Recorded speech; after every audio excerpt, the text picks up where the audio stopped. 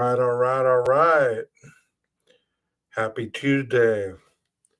Welcome to those of you who this is your first time at my channel. My name is 12 Gauge. If this is your good grief, my brain went dead there for a minute. I don't know what happened. If you haven't been here before, I hope you find something that you enjoy, something that get your mind working a little bit. Tonight, we're going to talk about the Idaho 4, like I have up here, Never Forget the 4, with the alleged killer obsessed with death. And that has a new meaning to me today because I was looking at some videos the other day and I was reading some things about Brian, and I wanted to share some videos and discuss some of the things that I was reading. And I brought a good friend up with me tonight. Y'all know him. His name is Jeff H. I'm about to bring Jeff to the stage. He's back there cleaning up his guitar and getting it ready for the show. Um, what I want you guys to know is the disclaimer is what I say here, what other people say here is based on our opinion and is based on alleged facts that if they come out later on as true, then we own them because we said them. We go under the Fair Use Act, and everything that I speak on is generalized. I can't speak on anybody else's behalf, but I speak generalized on information, and that's all I have for now. Let's go ahead and bring Jeff up. All What is right, up, Jeff. 12 Gauge? How you doing? Hey, man. What's this about brushing up on my guitar? You didn't say nothing about guitar. I said you're backstage, so I said you're backstage cleaning your guitar and I preparing. was Preparing actually to go. playing along with your theme music. Your Oh theme yeah. music. If anybody asks, it's in C minor. So Oh, okay. I always have a little acoustic guitar like in arm's reach at my desk, and I was listening to that jamming music, and it's like, let me just play along with it. I've got a minute or two here. All right. And the answer to your question, yes, he is related to me. He is my nephew. Ah, Um, nice. yeah, so he's my number one fan right now. I don't know what happened to Sabrina, but she fell off. Um, anyway, Jeff, like you probably heard me backstage, I want to talk about Brian, the alleged killer obsessed with death. And based on that, I want to kind of bring up a little bit about Brian's past. And I saw a Law and Order video that I really liked, or Law and Crime Network. I'm sorry, not Law and Order. My brain is not working for some reason. Law and Yeah, Crime I thought you Network. were talking about the TV show. Yeah. Yeah, Law and Crime um, video that they put out, and I want to give them credit for their video, and I want to do commentary on their video. So basically, if you would listen as well, and if you have any commentary when I do pause it, just let me know, and I'll let you speak your truth. Okay. Well, here we go.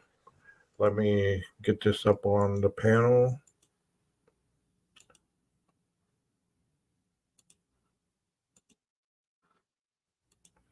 Okay, this one's called "Behind the Mugshot." Who is Idaho murder suspect Brian Koberger? So this was put out. Let me see, 5 months ago. So it's been a little bit, but let's go ahead and check it out. Community, and no arrest will ever bring back these young students. However, we do believe justice will be found through the criminal process. Who is Brian Koberger? We're taking a closer look at the accused murderer, from his early life in Pennsylvania and extensive criminal justice studies, all the way to the quadruple murder he's now accused of committing. Plus, what's next as he awaits his coming trial? It alleges that the defendant, Brian C. Koberger, on or about November 13th of 2022 in Lake Utah County, state of Idaho, did unlawfully enter a residence located at 1122 King Road, Moscow, with the intent to commit the felony crime of murder. It's now been 1 year since the murders that sent shockwaves across the country when 4 University of Idaho students were found brutally stabbed to death. It took me a second. I really had to think about what I had just heard. 4 murders in Moscow, Idaho is so out of character. For weeks, investigators kept details close to the vest, refusing to publicly name any suspects. And we see this coming. Eventually, we're going to narrow in on exactly what happened and who did it. But nearly 2 months after the murders, an arrest was finally made. Detectives arrested 28-year-old Brian Christopher Kohlberger in Albrightsville, Pennsylvania, on a warrant for murders of Ethan, Zana, Madison, and Kaylee. Authorities say this man, 28-year-old Brian Kohlberger, is responsible for the grisly murders of Xana Kernodle, Ethan Chapin, Madison Mogan, and Kaylee Gonzalez. Investigators found all 4 students brutally stabbed to death in an off-campus home on King Road. Let me ask you a question right quick, Jeff. Well, before I move on to the video going any further, did that person in that orange jumpsuit look athletic to you? Oh man, Let me back it up a little bit. Right here. Does that look like muscular but not athletic build? Is that what the PCA said? Right. Yeah, I believe that's what what they quoted Dylan as saying. I mean, I don't know. I mean, he doesn't. I mean, he's got like, a decent sized chest.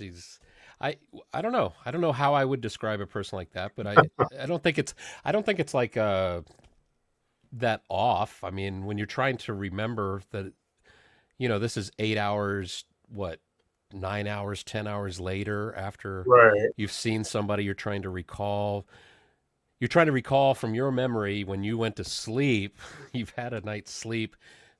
That's my opinion, that she slept, and that, the 8 hours is sleeping. She wasn't busy cleaning up footprints and things, in my opinion.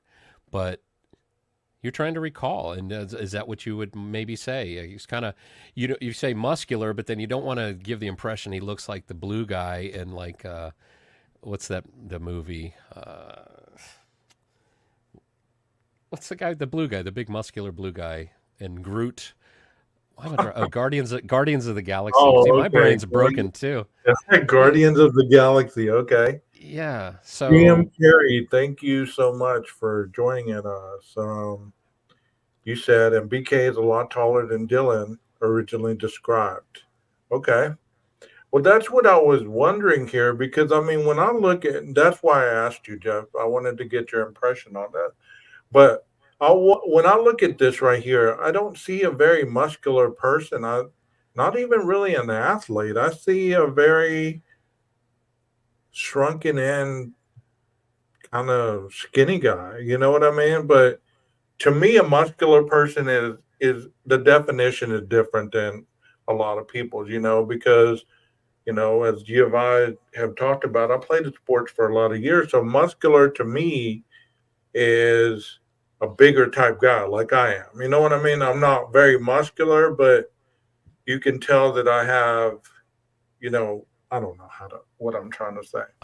Anybody help me with that? Alex, does he look muscular to you? Can you also type too, it? if he was wearing Dickies coveralls, do we know what size they may have been? Could they've been tight, Yeah, I mean, kind of like GM Carey just said, he's a lot taller than Dylan originally described also. I mean, muscular, he could have bought the size large. He could have bought a size bigger and, made him look a little more athletic build, I guess. I'll go with that. I just wanted to stop and describe that really quickly. Because do you remember what his actual height is? I think he's 6'1". Yeah, and let me see. I just pulled up the PCA. You said 5'10" or taller. I think if I just search the word clad, it'll get me in the ballpark. Yeah, let me continue the video while you're doing that. Okay, I just wanted to bring 5'10". 5'10". Yes. Yeah, 5'10" That's or what she tall. described. Okay. Yeah, it does So say or taller. approximately True. That's true. 5'10", huh? I've kind of missed that every time that it says 5'10" or taller. I kind of miss that because there's a lot of criticism on the 5'10" and that he's actually taller, and it's right there. So It does say 5'10" or taller, right? yeah, and it does say, so it says 5'10" or taller, male, not very muscular, but athletically built with what kind of eyebrows? Bushy eyebrows. Hairy eyebrows. Yeah, we're gonna show something here in a little bit for a little comedic fashion, but keep that in mind when you're thinking about this thing that I'm about to show. Keep bushy eyebrows in Yeah, mind. Okay. anybody following this case can't forget the bushy eyebrows. Yeah, the bushy eyebrows. So Alex says if anything, he looks like he works out every once in a while, maybe a faster kind of guy, not necessarily built. Okay. So I mean, I wouldn't say he was athletically built, but I mean to a girl, they could, I'm not a female either, so I'm not really inclined to judge on other men's physical appearance. So let's just go on with the video, and I just wanted to show that because I've never seen him in orange and pretty much exposed right there. So I just wanted y'all's opinion on that. Let me keep going. For the grisly murders of Xana Kernodle, Ethan Chapin, Madison Mogan, and Kaylee Gonzalez. Investigators found all 4 students brutally stabbed to death in an off-campus home on King Road. At the time of the murders, Koberger lived just about 15 minutes from the college town of Moscow, Idaho, in Pullman, Washington. That's where he was a PhD candidate studying criminal justice. But before all this, Koberger spent most of his life in Pennsylvania. It's not always the creepy guy with glasses and oily hair and creeping around the corner.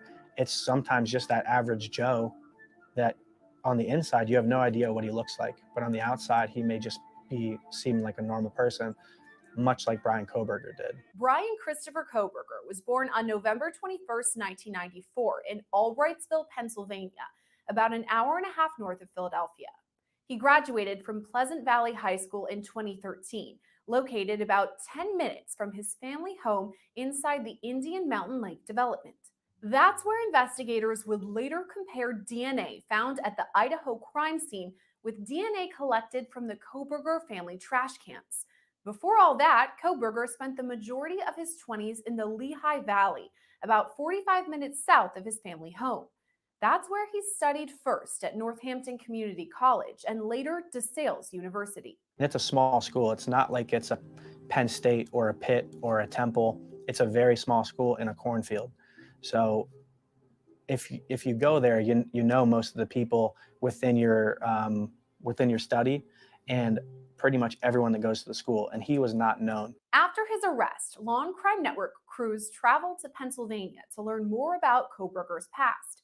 That's where we met Josh Ferraro, who studied criminal justice alongside Koberger. At that time, I would have never said, oh yeah, that guy would do something like this. He may have been a little odd or a little off, but like other than that, you'd never expect someone to be allegedly part of a quadruple homicide ever. Ferraro told us he approached Koberger for a project because Koberger mainly kept to himself. He was new, and I said, hey buddy, do you want to be my lab partner? And that's pretty much what was left, so I took him. And it ended up working out very well. At DeSales, the pair studied under renowned forensic psychology professor Dr. Catherine Ramsland, who, since Koberger's arrest, has appeared on Law and Crime Network. At Ramsland's direction, Koberger took classes that inspected the psyche of killers. The course that I took that stands out is psychological sleuthing, where you basically enter the mind of a killer. She would give you sheets, and basically the sheets would denote and detail a crime. However, you wouldn't know who did what per se or where this was, but you'd have to, it was a group thing, so you'd get partnered up or in groups, and you would go through these activities and basically come up with a theory or a thesis and then challenge it to Dr. Ramsland. The Master of Arts. Okay, so he said basically right there, he said the class that I remember taking with him was called psychological sleuthing. Is that correct, Jeff? Yeah, I was just thinking that's a good YouTube handle, similar to some of the other ones taken, but I don't think that one's taken. Psychological No, sleuthing. no. So I had described, or I had put a video out, Hey, Postwoke. probably like I don't know, a couple weeks ago, and I think you were in the chat, and they were doing crime scene analysis, and they showed where they were at a crime scene, and what they showed was the step that they took as far as tagging the evidence, as far as bagging the evidence, as far as swabbing and these and that and the other. Well, they just showed in this little video the same thing, and so he was doing the hands-on stuff, right? Was Is that the that not? video I sent? A video from DeSales? I think I Yes, sent you a link to. Yeah, yeah, and yeah. you had shown the. Yeah, they get to they. It's very. It seemed very hands on.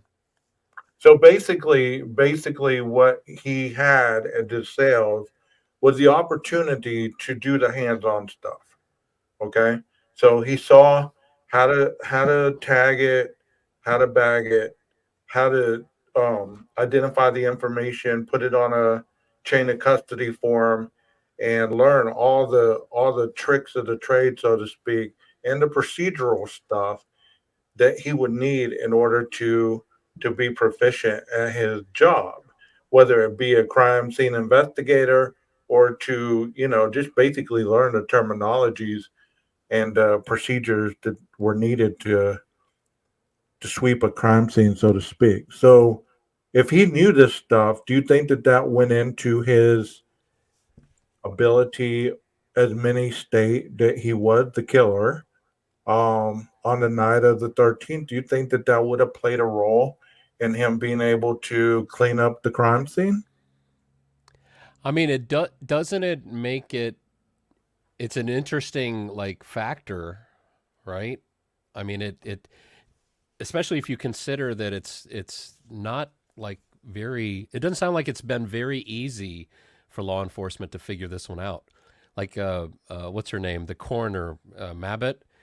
She Yes. was quoted in an article saying like any murders that had happened before, they generally were solved rather quickly, and they solved them all. And that's what she was basically, I think, saying. That's what they kind of maybe expected to happen in this one as well. Just business as usual. I'm thinking, although this is a quadruple, which changes the parameters, of course. But Of course, of course. I think she was basically saying, like, from past experience, they've solved the crime rather quickly. The fact that this has been hard for them to solve, that they had to bring in the FBI, that they had to, they had to go all the way to Pennsylvania to make the arrest. It just shows like this isn't. That's why I can't seem to get behind the idea like a drunk frat brother was angry and went and did this. I mean, this just sounds like it was done by somebody who gave it some thought as to what to do, what not to do, and who knows, maybe he might have talked to or questioned some people that had gotten caught, in a survey with questions like, how did you choose your victims? What did you do after the crime? It's like, it's those questions are in hindsight just make me feel like it's like, wow, are you basically asking me to teach you how to do a crime? Is that why you're asking me these survey questions? It's like, no, no, no, no, no, no. This is just a project. This is just a project. Okay. Well, I have some questions that I wrote down on one of the videos. If I don't get to it this time, I have the questions, and it's basically on the alibis part. But I've been thinking on this avenue right here because in a couple semesters I'm going to be doing pretty much the same thing, just not the hands-on stuff. I'm going to be, doing the mindset of a killer, type stuff, and the forensic part of it. I'm going to be doing all that. So I've been thinking to myself, okay, like I've stated in other lives, in order to catch one, you have to become one. And I don't think a lot of people really can to disassociate themselves unless they've had issues of trauma in their past to really disassociate from reality to the point where they can identify what a killer would be like if they did certain steps. And I don't know if that makes sense at all, but kind of like what they just said as far as him going through that class, whenever, because him as a drug addict, he was able to disassociate from reality. Okay. And I've stated that before in some of my lives. So whenever you're using chemicals, you learn how to disassociate from reality with the chemical. So whenever you get sober, not much changes because it changes your mindset. It changes the psychological aspect of your brain. So you learn how to kind of blink out. Does that make sense at all, Jeff? Yeah. It's kind of like So I think from what I've heard from people in AA that stop drinking, that you tell me if I'm even on the right course at all with what you're saying. But when you stop drinking, you're dealing with life on life's terms, but your brain and your body is still used to and familiarized with the way you used to do things with chemicals and what was going on with your physiological stuff. thank you, Post. Thank you. I'm glad. I'm glad y'all get it because a lot of people cannot really go there in their mind to even fathom that somebody could be that dark and twisted in order to do something like this. To them, it is very matter of factly. Well, you went in, you killed four people, you did this and that and the other. Well, at the same point, whether he's guilty or whether he's not, I'm pointing out different areas that could support either way. You know what I mean? Like I'm not putting okay, Koberger is guilty or Koberger is not guilty. I'm putting things out here right now that could support either way. And the reason that I wanted to go back in time a little bit is for people to remember some of the stuff that they said about him early on in the investigation. And this is some of it. I'll shut up now so we can watch Actually, the with video. the guy early on there said, didn't he say? I mean, how would you feel if you're described as a fellow, college student? The word odd. Yeah. It doesn't mean that he's definitely guilty because the guy said he was odd. But then he made that statement too. Did he say that he like chose him because he was kind of like the last to choose? It's almost like in a kids kickball match. It's like, okay, who's going to take Tim? He's the last one. It's like nobody wants Tim Yeah. on their team. I'll take Tim. So I found that kind of interesting that it was his memory of Koberger was that he was odd and that he kind of it's like, okay, nobody else. You're the last one, I guess. Okay, we'll pair up and we'll do this project together. So And that's interesting how you just stated that. How his memory serves him well because it turned out good for him. Obviously, Koberger was very smart in what he was doing, the classwork and everything else. So it turned out good for him. Okay. yeah. So that was a memory that he remembers. One more comment, then I'll get on with the video. What about the frat boys on steroids? I've seen individuals go berserk while using them. I'll talk about that here in a minute. Let me get on with the video a second because I've spoken that on other videos before. So I'll give you the rundown and let's Post. You want to answer that? Criminal justice is awarded to Carlina Kemery,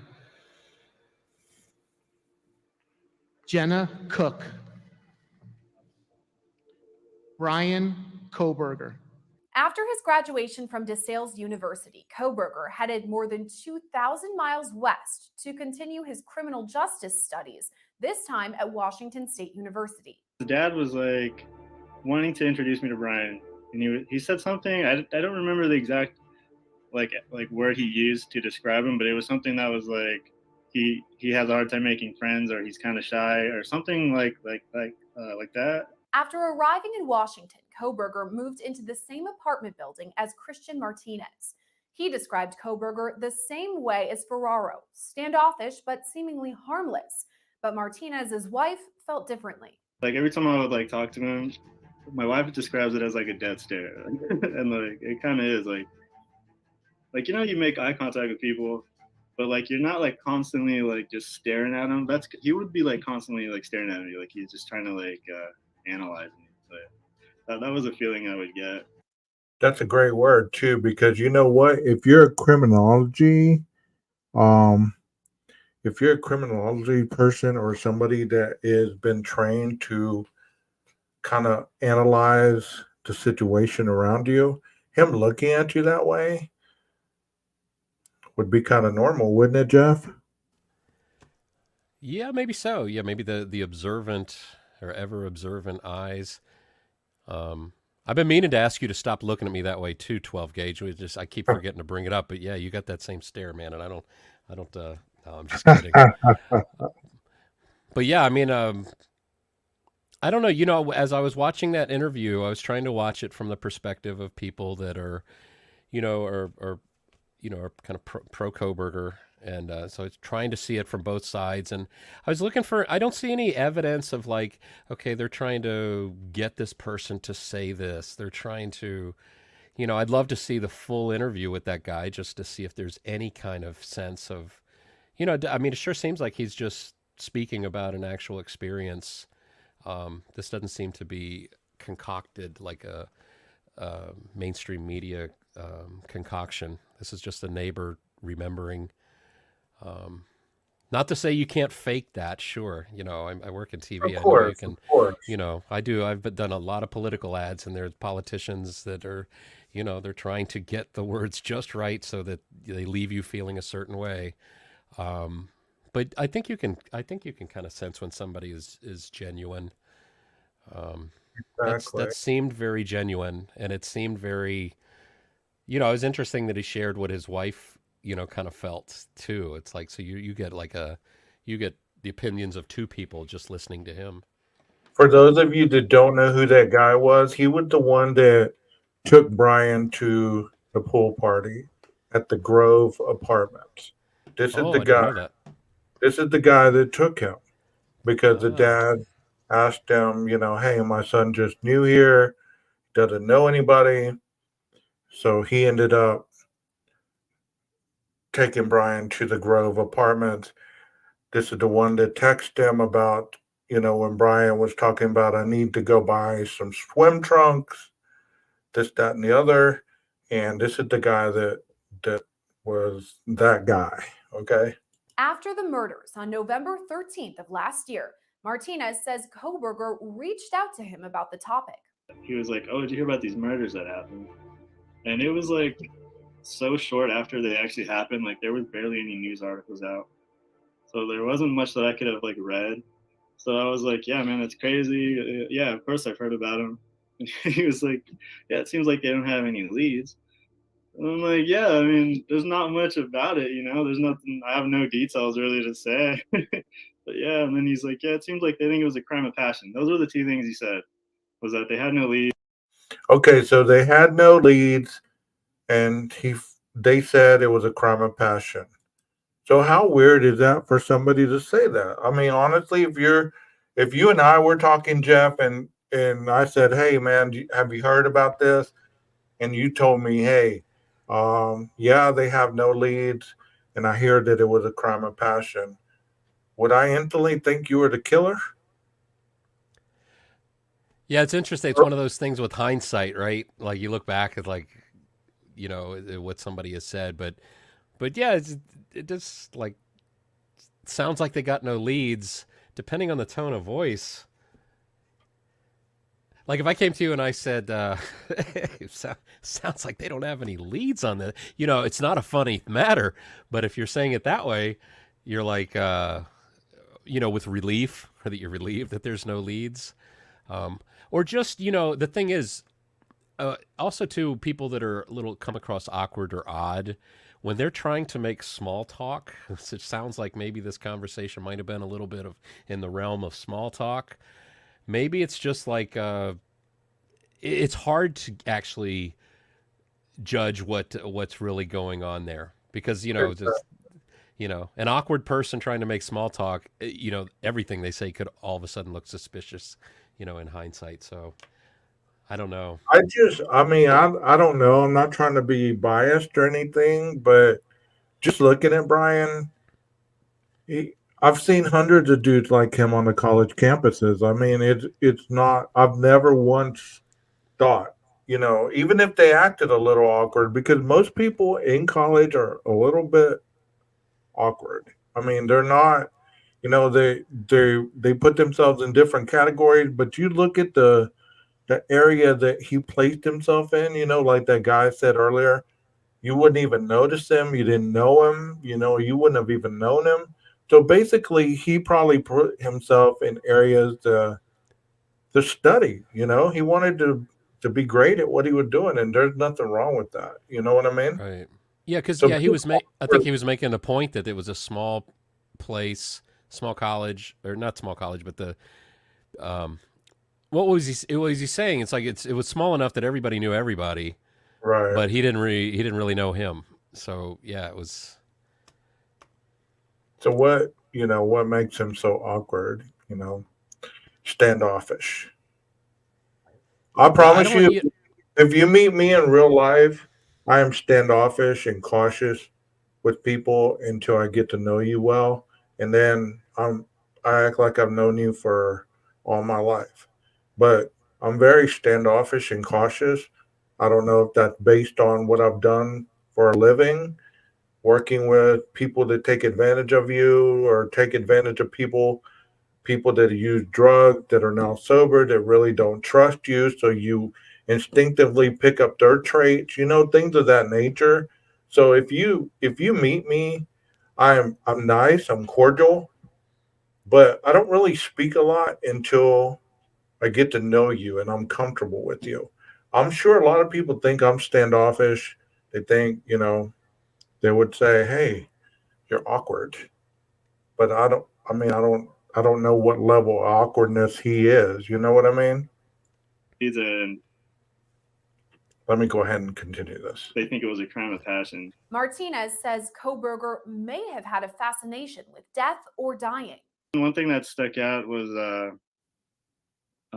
it was kind of like on the subject of what it would take to like take someone's life. Like it was kind of like he was trying to see my perspective on, well, I guess, taking someone's life. Martinez kept in contact with Koberger in the weeks after the murders as the investigation continued.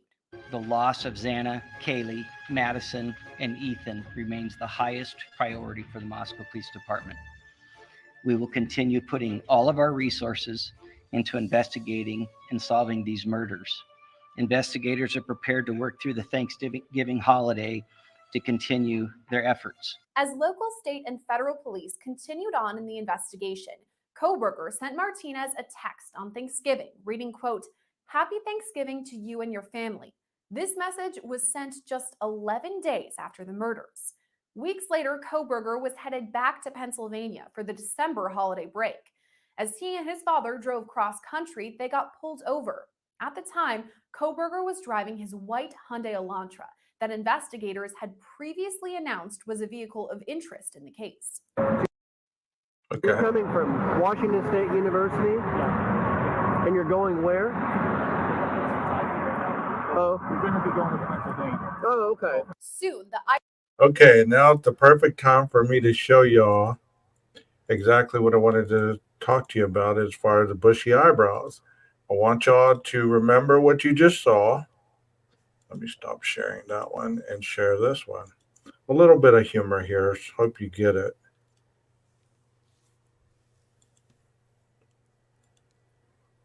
There we go. Can y'all see that? We're going to be going Yeah, to. I don't think it's popped up yet. I don't see it yet. Okay, There you it don't is. see it? There it is. Okay. We're going to be going to Pennsylvania, the Poconos Mountains. Can y'all see that? Did y'all just not picture that whenever you saw that video? I saw this earlier and I was just laughing uncontrollably. What do y'all think? I'd love to know who did that. Yeah. That's pretty funny. So the bushy eyebrow dude, and his dad was kind of like Ernie, right? He was that speaking, kind of just going on and on and on, right, Jeff? Right. Yeah, it's the character. Bert is always the serious one. That's kind of Yeah, where Ernie is just a little more jovial and yeah, that's Yeah. that moment that you were showing there. That's where the officer asks where you're headed. Yeah. And isn't that where Brian said we're going to get some Thai food? And he Yes. kind of it seems to gesture like somewhere nearby. Yeah, that I've thought about that answer. That does seem. Does that answer seem a little strange to you, or is that like completely how you would answer to an officer on an interstate highway? You're going from pretty much one end of the country to the other, and an officer asks where you're headed. I mean, I'm thinking the first thing I say is Pennsylvania, right? Yeah. Not McDonald's, or go get some Thai food. Yeah. Good point. Okay, I thought of people on the spectrum had trouble relating to others' feelings. This is why their bluntness can be off-putting at times. Now, benefit of a doubt given to BK, and I'm going to do a search next time you play, because Okay. I have it marked. I think nearly the exact spot where they got pulled over, right there. Because he does Yeah. seem to gesture like to a Thai food place that's nearby, right? Didn't you get the sense it's like he kind of looked forward? I think, we're going to get some Thai food. Maybe he is aware of a good Thai food place right in that area. That's very possible. I know we used to go through Pennsylvania area, and there was a place. No, that maybe it was in Maryland near the beach. They had something called like a Mile High Pie. It was this really big old fluffy pie, and you can go on a long drive, and you're like, hey, this is the state with that one place with that one restaurant that I always love. We got to stop there. So who knows? Right. Well, let me play that again. Of interest in the case. So you're coming from Washington State University? Yeah. And you're going where? Oh. We're going to be going to Pennsylvania. Oh, okay. Soon, the Idaho murder investigation. Well, he took it so literal, like you said, Jeff. Like you said, he asked him, "Where are you going?" And he said, "To go get some Thai food." And that could be that that shy awkwardness too, maybe, that like you don't quite, but yet at the same time. So which is it? Is he brilliant and smart, or is it a combination? He's brilliant and smart, but he's also a little awkward, and when it comes to something like that, maybe he's not just answered very literally. He's not good with social situation. Maybe that's all there is to it. Who said like autistic? They thought they saw him as autistic. Somebody in the chat. Yeah, earlier. I saw that. Yeah, They're having a post conversation about it. Yeah. That's how autistic come off, though. Okay, so they're very focused on what you're saying rather than understanding the. Yes, I get you, because I just had a client that was like that, and I would try to joke with him, and he wouldn't laugh, he wouldn't smile, he wouldn't anything, and I kind of thought to myself at first, man, hard crowd in here, I just got to try harder because, and I just kept at it until I got a smile from him. And after that, I was like, okay, this is part of what I'm dealing with here. So, yeah, I get that. I get that at all. I get that. They won't laugh. No, they won't. They will look at you right in your face and just give you a one-word answer, or they'll answer the question so matter-of-factly, like, what were you doing the other night? I killed my parents. It would be total honesty, no emotion whatsoever on the face, just stoic type stuff like that. Okay, let's get a couple comments because they come off like a dick. They do not recognize joke. They also have issues with lying. Everything is black and white, and the truth is the truth.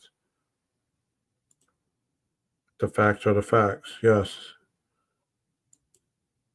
This is why it's important to remember it's never about you and always about the other person. Exactly. Very good. Yes. It's funny to suggest autistic people act this way or that. Well, not trying to be funny and just stating what I observed across the desk from me. You know what I mean? Because I'm ignorant to that until I had an interaction with him. And then, I kind of like understood a little more about him, based on spending time with him, talking with him. I wasn't characterizing him or how he should act or this or that and the other. I was just basically stating what I observed. So let's go ahead and go on with the video. National when Pennsylvania authorities were called to help. We weren't advised of the presence of the defendant in our county until only a couple days before the apprehension of the defendant. But when we were told, we came together and worked very closely with Captain Kramer, who did an excellent job in almost like a clockwork operation. Part of my duties were to ensure that 3 separate search warrants were issued. Koberger was arrested at his family's home in Albrightsville, where investigators later recovered multiple items from his white Hyundai Elantra, including goggles, hiking boots, a shovel, and a wrench. At the start of the year, Koberger... Hold on. Did you hear that? Which part? What they recovered from his Elantra. I've never heard this before. Was arrested at his family's home in Albrightsville, where investigators later recovered multiple items from his white Hyundai Elantra, including goggles, hiking boots, a shovel, and a wrench. At the start of the year, Koberger appeared in Monroe County, Pennsylvania court. Cameras were not allowed inside the hearing, but he quickly waived his right to extradition. I've never heard that before. Have you? Yeah, I've heard people discuss that with trying to figure out, just trying to figure out the semantics of it. That because I think some that I heard talking about it were saying, "Oh, I think they mean it was stuff found in the parents' house," but the way that was phrased was that these were found in the Elantra. Maybe play it again just to make sure we didn't. Well, that's what she said. It was found in the Elantra. I think some people also that I heard saying, well, maybe the Elantra was parked inside the garage of the house, and it was. I just remember the conversations. Let's listen to what she said. She could be wrong. I've never seen that written anywhere or anything, but this is the first time I've ever heard anybody or anything say this was what was found in the Elantra. Goggles, a shovel, some hiking boots, and something else. These were to ensure that 3 separate search warrants were issued. Koberger was arrested at his family's home in Albrightsville, where investigators later recovered multiple items from his white Hyundai Elantra, including goggles, hiking boots, a shovel, and a wrench. At the start of the year, Koberger appeared in Monroe County, Pennsylvania court. Cameras were not allowed inside the hearing, but he quickly waived his right to extradition. It is a quirk, apparently. It's not in the norm of the states I'm familiar with that Idaho does not release their probable cause affidavit in support of their arrest warrant until after their defendant is returned to that state. But having read those documents and the sealed affidavits of probable cause, I definitely believe that one of the main reasons the defendant chose to waive extradition and hurry his return back to Idaho was the need to know what was in those documents. The court documents were later unsealed, showing surviving roommate Dylan Mortensen saw the suspect the night of the murders. She describes the suspect as, quote, 5'10" or taller, male, not very muscular, but athletically built with bushy eyebrows. Prosecutors say that description matches Koberger to a T. Count 2 alleges that you committed the felony offense of murder in the first degree. It alleges that the defendant, Ryan C. Koberger, on or about November 13th, 2022, in Latah County, state of Idaho, did willfully, unlawfully, deliberately, with premeditation, and with malice aforethought, kill and murder Madison Mogen, a human being, by stabbing Madison Mogen, from which she died. Since his extradition, Koberger has been held at the Latah County Jail, where sources say he follows his case closely. I think it's very normal for someone to follow their case if it's highly publicized. They want to see what everyone's talking about, what they're saying about their personal life as well as about the case. It's It's like checking Instagram or your Facebook to see what people are tagging you in or saying about you. Long Crime Network host and public defender Brian Buckmeyer says Kohberger's interest with the case shouldn't be seen as an admission of guilt. I'm not surprised that many people are having this negative connotation to Brian Kohberger following his own case, because for many, it's guilty until proven innocent. And so in that lens, him following the case seems somewhat nefarious. But think of it this way: if you knew that the entire world was talking about you, wouldn't you want to know what they're saying? Besides Kohberger's fascination with the IDAHO4, sources from the Latah County Jail also say the accused killer has found religion from behind bars. They say he, quote, sits down with a pastor and receives his own private mass. It is unsurprising for someone to find religion while in prison or in jail. Just like I would say it's unsurprising for someone to find religion when they're diagnosed with cancer or with a severe disease. It's, I think, the person seeing their own mortality and the difficulty of their situation and looking for an answer. Reports also say Kohberger has been a model inmate since his arrest, who maintains a strict vegan diet while behind bars. For now, Kohberger is being held at the Latah County Jail, only about a mile away from the crime scene. His case was scheduled to go to trial this October, but it's been postponed indefinitely. When the case does finally go to trial, Kohberger can expect a weeks-long case ahead of him. Looking ahead to the verdict, if Kohberger is convicted of the murders, he could be sentenced to death. Okay. The eyeball thing. Okay. I do know that we're talking early on about the visual snow. You know, anybody that's ever had any kind of eye issues or whatever, they like look. I mean, I've seen it with people who wear glasses. Okay, whenever their glasses are not on, they're struggling to see, so their eyeballs are open wider to let the light in so they can focus, or vice versa. They're turning down their eyeballs to, you know, to kind of deflect a little bit of the eye of the sun or whatever it is that they're looking at. Does that sound like something that could be? I mean, I'm not trying to speculate here, but I'm just throwing out things right now that could be a reason why his eyeballs are so wide, like he's maybe absorbing the information that's coming at him.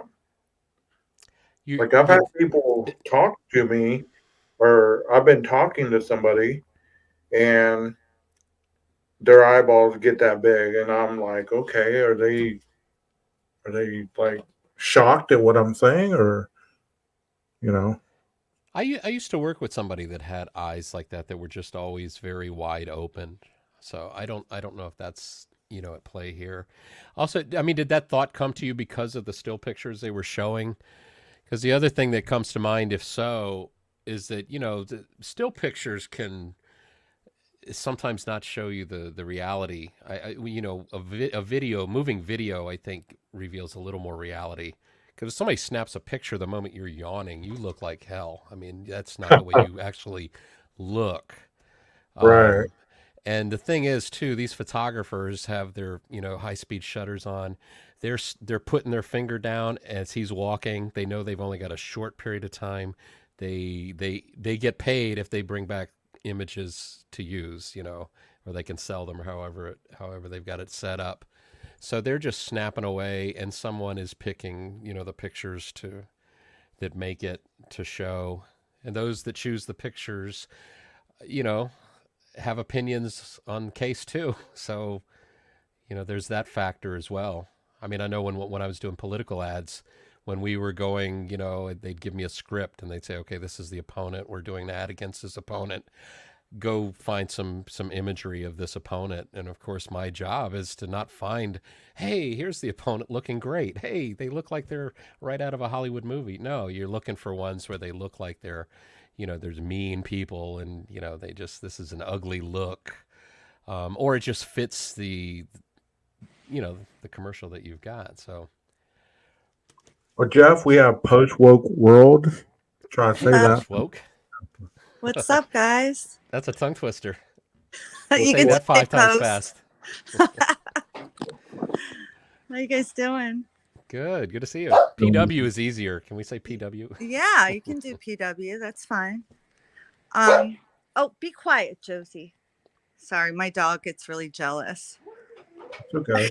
Um, Do you have any kind of insight on anything that was shown in that video that we were discussing as far as possibly the eyeballs or anything of that nature? I mean, I'll just, kind of throwing stuff out there.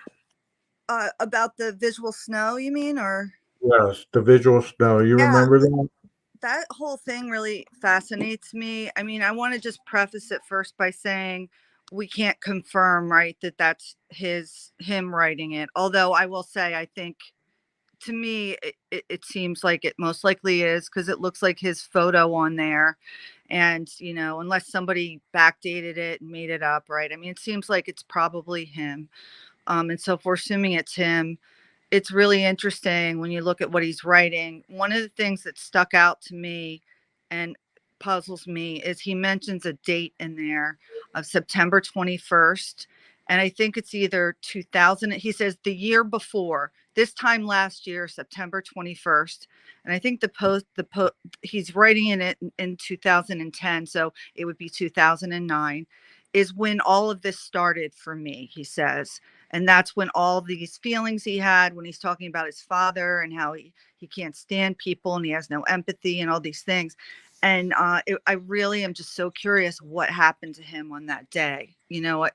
I've looked in newspapers to see if something happened in his town during that time, if there was some crime, or, I've tried to look in that avenue to see if something happened, like a car accident, a friend got killed, anything to sort of tie to him.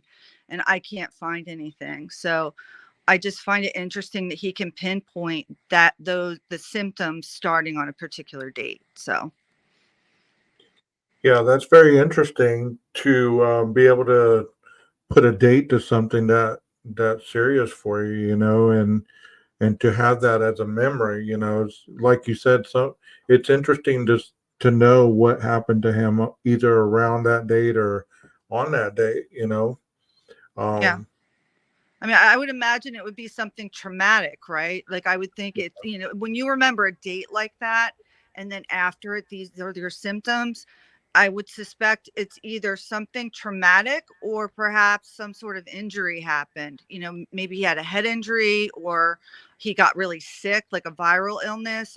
These are the things that go through my mind. So I don't know what you guys think about it, but.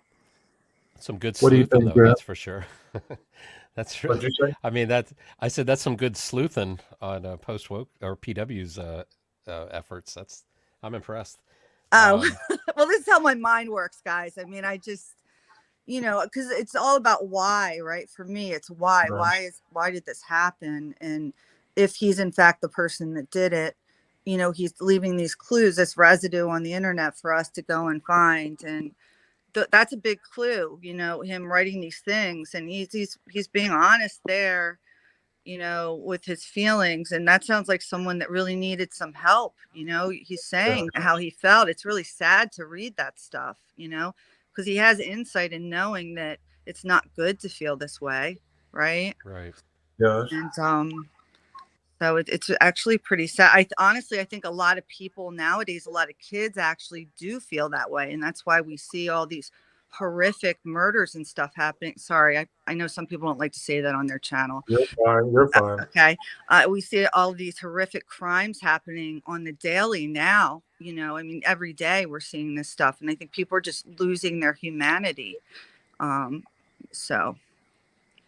GM says, I know that some of my students sometimes have flashbacks in an event that happened in the past. It could be the same occurrence happening over and over again and again in their minds. That's good insight right there. And he says, good point. People, it seems like, can have an experience where, kind of like prior to it, you were living in a life like with rose-colored glasses.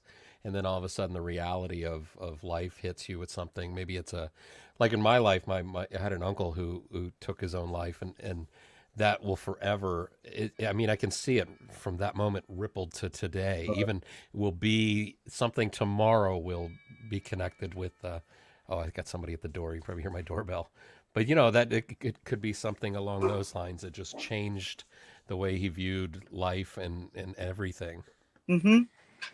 Well, let me ask you another thing. When that guy, the Martinez guy, said he was fascinated with death, he was fascinated. That's not been proven. Obviously he said it from his own mouth, so why would he lie? I mean, Mm-hmm. that's just the way that my mind thinks. But other people, you got to show them blood. The wound and everything else for them to believe you, and then they still will tear it apart. But anyway, that guy said Brian was fascinated with death. Mm-hmm. Mm-hmm. So what do let's put our mind together and kind of, do you think the actual killing of people, or do you think it was the actual fascination of, the crime part of it? Do you think he would oh, good Lord. Do you think he was meaning the crime part of it, or do you think he was meaning the actual, you know, possibly killing people kind of death stuff? I mean, if I just feel like if somebody's fascinated with death, um, one of the things I talked about recently, I was showing pictures of a lot of the people involved in these narratives are people showing picture. They're dressed up in like horror gear, or they're they're people that they love are like Freddy Krueger, and they love horror movies. And I just want to preface this, guys. I'm not bashing anybody that loves horror movies. I'm not saying that's bad, okay? Because I got somebody saying there's nothing wrong with that. No, there's nothing wrong with that.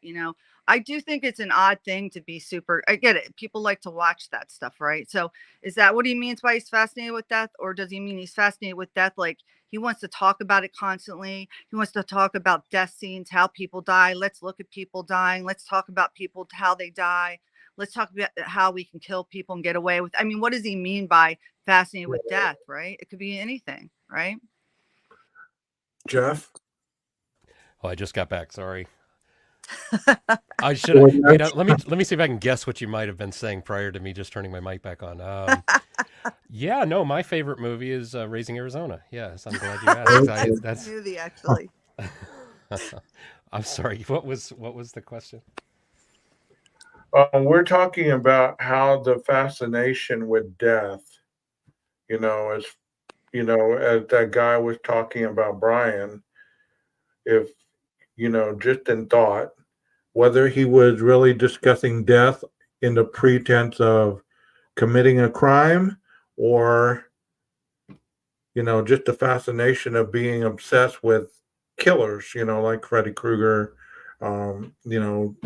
Michael Myers, Jason Voorhees. You know what I'm saying? Like, if it was on aligning on those avenues, or if it was mostly about committing a crime, different spectrum. Yeah, I don't know. I mean, but one thing is, we're watching the video and talking. I was, if this is truly him, one of the things I wonder is, like, at what point was it in the mind that I could take the life of somebody, where that thought happens? Because I would think that most people don't have that thought. Most normal people, unless it's like self-defense and it's like there's no other way. But with somebody, somebody in this kind of realm, is it possible? At what point do they say, or they just wonder about it, or they have a fascination with it? And is it connected to something that happens to them? Is it something that comes to mind?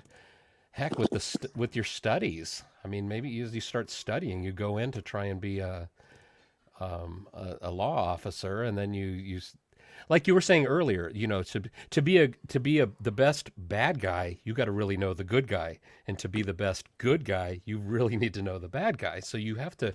It's almost like you become an expert in both sides, and then is there a part of your mind that chooses which side you actually are on? And is it something that can change depending on circumstances? Like if I go from I take this really great education from Pennsylvania, Catherine Ramsland, DeSales University. I'm going to go to this little town over here in Washington and I'm going to get a job. Surely they're going to hire me. I mean, I know I went to Chicago and thought they were going to hire me on the little Photoshop skills that I had at the time. What a joke. I had no idea how unskilled I was. I just didn't know it. But so you go there, they don't hire you. And if you're on the fence about how you feel of whether you're a bad guy or a good guy, is that something that pushes you over to the other side of the fence and you think, okay, you're not gonna hire me. Guess what? I'm gonna give you a crime that you guys can't solve. That seems like a big leap though, right? Like, I mean, to like, you're like generally a good person and then somebody snubs you. So now you're going to go kill, like that's a big leap, right? I never could buy that. I never could buy the crime of passion. I mean, even though they say it intellectually, I'm able to process it. You know what I'm saying? I'm able to process and able to go down that rabbit hole. But if that was what happened, then he would have been killing other people. There would have been instances in his younger years where he would have, maybe they haven't found him. Who knows? But go ahead with what you were saying, Post. I didn't mean to cut you off there. No, well, I think I cut off Jeff, so it's totally fine. We're having a conversation, right? No, you're good. You're good. It's all good. No, I mean, it's nice talking to you guys about this because what I like is that we're all open-minded and nobody's like getting upset that we're supposing he's guilty or innocent. Because, like I've said, I'm not attached to either idea in this, and we can lean one way or another, but it's just there's something not, it's interesting, right? And I agree though. Crime of passion doesn't fit here for me at all. It doesn't fit. And, we've heard also, and also I just wanted to say the guy that you were just showing, he looks like the same guy. And I don't know if I caught it he looks like the same guy who said he went running with him early in the morning. Is that the same guy? Because he looks like I don't think this is the same guy. I just think this is the guy that lived at his apartment complex. I don't know. I could be wrong. I have to go back and that's all right. I was just curious. Do some research on it. But I remember there was a guy that went running with him early in the morning. Yeah, early in the morning or whatever. He's, I feel like it's tough, but it doesn't seem like a crime of passion to me, not at all. And even the assassin theory or hitman theory that's come out, even that doesn't seem right because I feel like if someone was going to do a hit, they would have been casing the place a lot better and known that there were extra people in there. You're not going to go there the night that there's new cars in the driveway and you don't really know who's in there. So that part, it's just such an odd thing. The whole thing is very odd.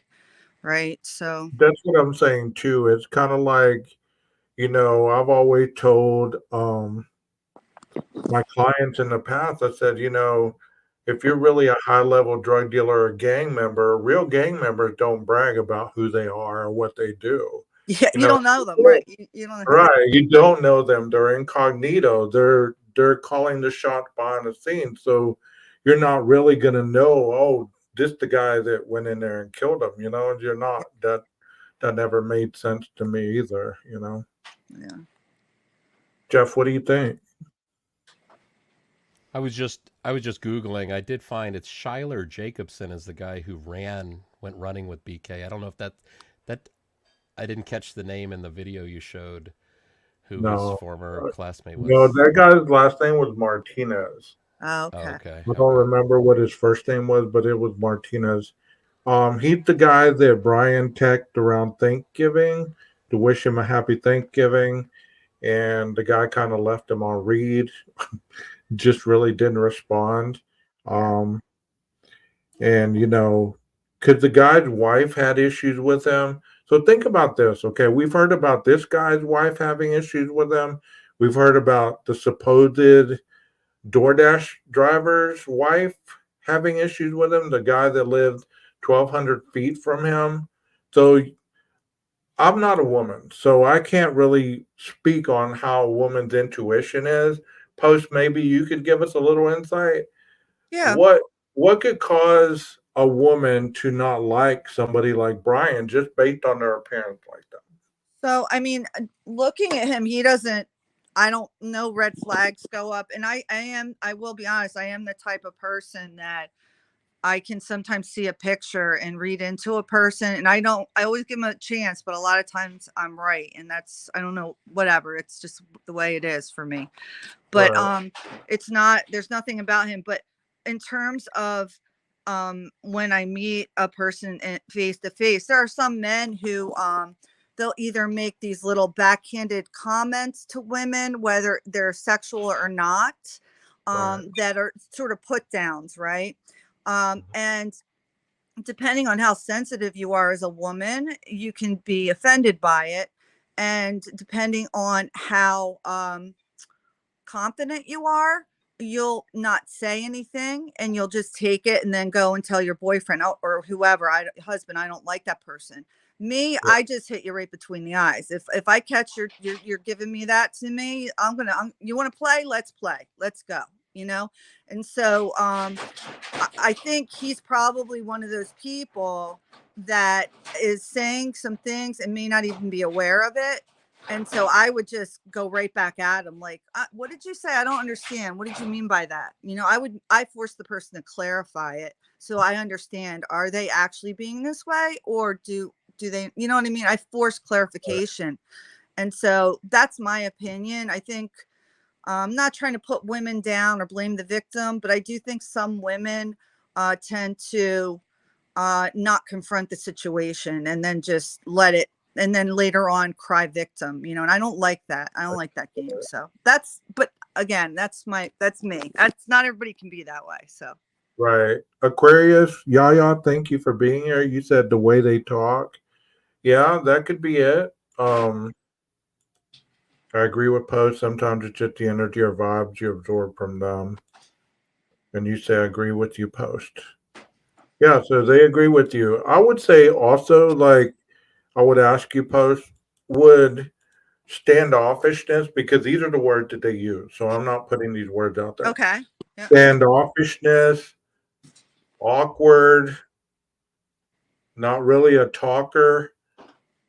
So, what kind of vibe do you get from somebody who's like that? If you've ever, of Oh yeah, course I've you. met lots of people like that because I've treated tons of patients over the years. And so that's also probably why I am the way I am, because I've dealt with so many different people from all different positions and places in their life and stuff. So, you know, I'm in a different position, I guess, maybe than a lot of people. And so really when I'm confronted with someone like that, my first thought is more from an empathetic standpoint as to like, why is this person like that? I don't take things personally. It's very rare that I'm going to take it personally. And so I'm more or less just going to look at it like, what, I wonder why he's like that poor guy or whatever. If I'm getting, you know what I mean? Like, and if they're creepy, like if I genuinely feel like they'd have to be dangerous. If they're creepy, I don't care. They're creepy, whatever. Like, but if I feel like they're dangerous, that's different. That's a whole Yeah. different ball game. You know what I'm saying? So, Mhm. it's, you know, so yeah, standoffish. I don't care if you're standoffish. We don't have to be friends, you know? Right. So, yeah, so I don't know. Maybe they got the feeling like what you're describing sounds like somebody who thinks maybe he thought they were better than him or something, and they felt bad about that. Maybe, I don't know. Does that sound right? Maybe, I don't know. I mean, that's a good assessment. It says if someone you meet is nervous or uncomfortable, it can make you feel nervous or uncomfortable with them back. And Yeah. Aquarius said that doesn't bother me. It would have to be a creepy vibe if I'm socially awkward for a while. Yeah. So yeah, I mean, I took it from these statements about these women talking about Brian is that, and some of the things that have been said prior to, maybe when he did speak, maybe he gave you that intellectual vibe that Yeah.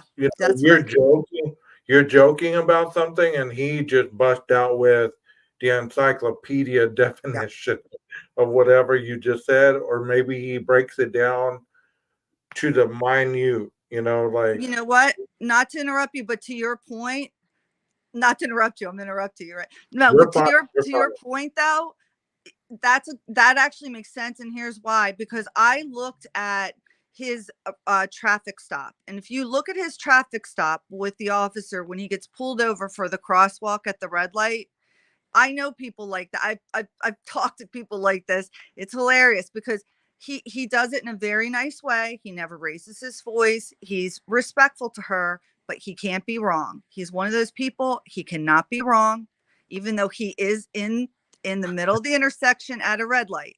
And he's explaining to her, and one of his reasonings is there aren't any crosswalks in Pennsylvania. That's hilarious, bro, because you know that there are crosswalks in every state in the country. Yes. Okay. And, you know, she was nice back to him, but like in her mind, she's probably thinking, oh my God, here we go with this guy. Like, you know, and so if you listen to him again, he's very calm and everything, but he's not letting it go. He's not, and that to the point where he even says to her, well, what would you suggest in the future? You know, if I pull into the here and, you know, the light turns and there's a crosswalk, you know, what would you suggest? And she's like, just don't pull out, like, wait, like, don't make that mistake, you know, which is the obvious answer, right? And so that's the kind of person he is, right? He's going to keep explaining until you agree that he's right. And so that's off-putting to people, you know? And so Wasn't it kind of interesting too the way that he kind of apologized for pressing the issue? yeah, he gave her with her, deference, which right? is Yeah. ironically just as the way you said, you know, not to interrupt you, but I'm interrupting you, isn't, which I thought was funny. It's hilarious, but isn't by apologizing for pressing the issue, it's acknowledging the way that he pressed the issue, like he's aware of how he is and how he comes across, and that Yep. and it's kind of like people that have to have the last word, you know, they yeah, they just have to win the Yep. argument or discussion. And yeah, and is that again back to the thing with the not getting hired by the police department, and then I imagine taking a job as a teaching assistant. It's like, does that make you feel like I shouldn't be a teaching assistant? I should be. Wait, no, I actually Although have that wasn't something a to say job, was about it? That was an that. internship.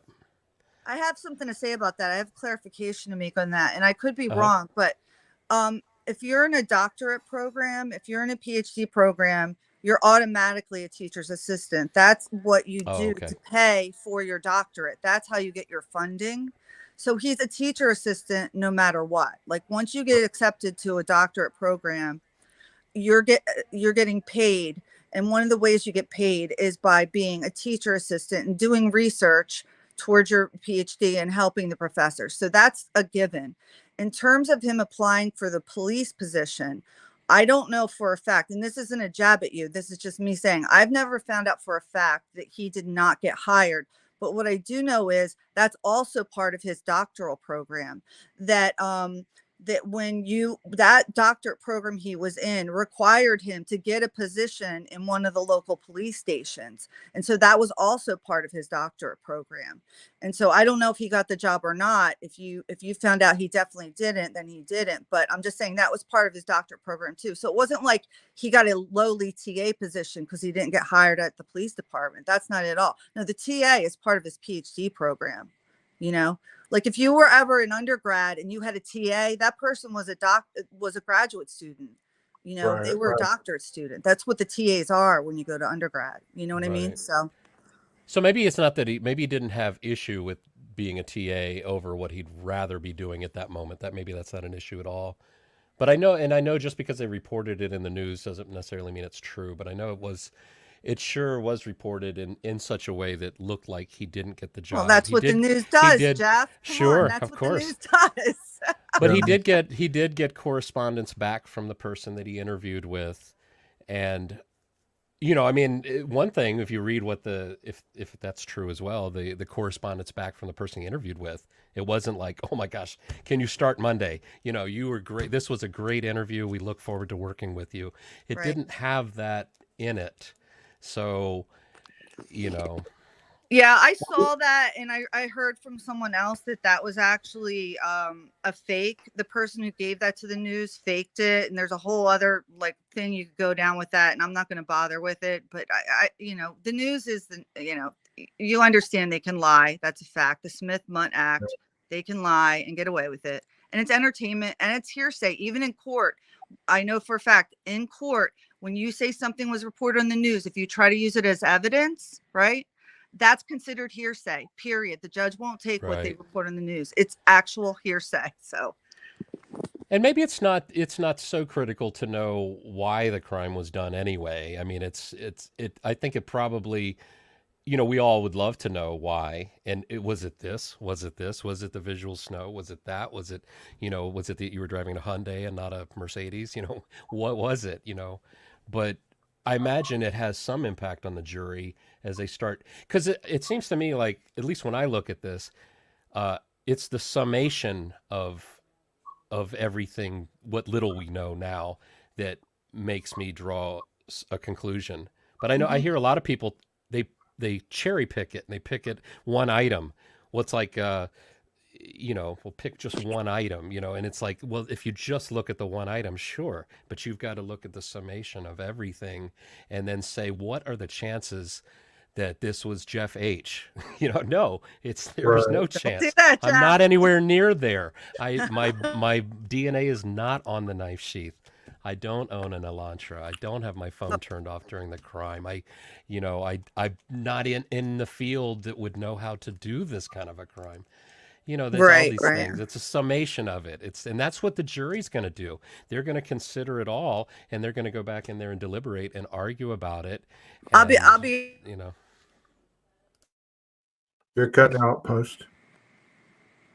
Oops. Are you there? There you are. You're back. Oh, I'll be right back, guys. I'll come back. Okay. On.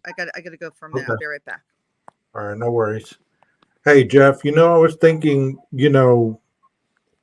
I'm into behaviors really hardcore. Like whenever I meet somebody or I'm across from a client, I'm focusing on behaviors matching their words. You know what I mean? Like if somebody's telling me, hey, you know what? I'm looking for a job and I got a new car and I got this and I'm financially stable.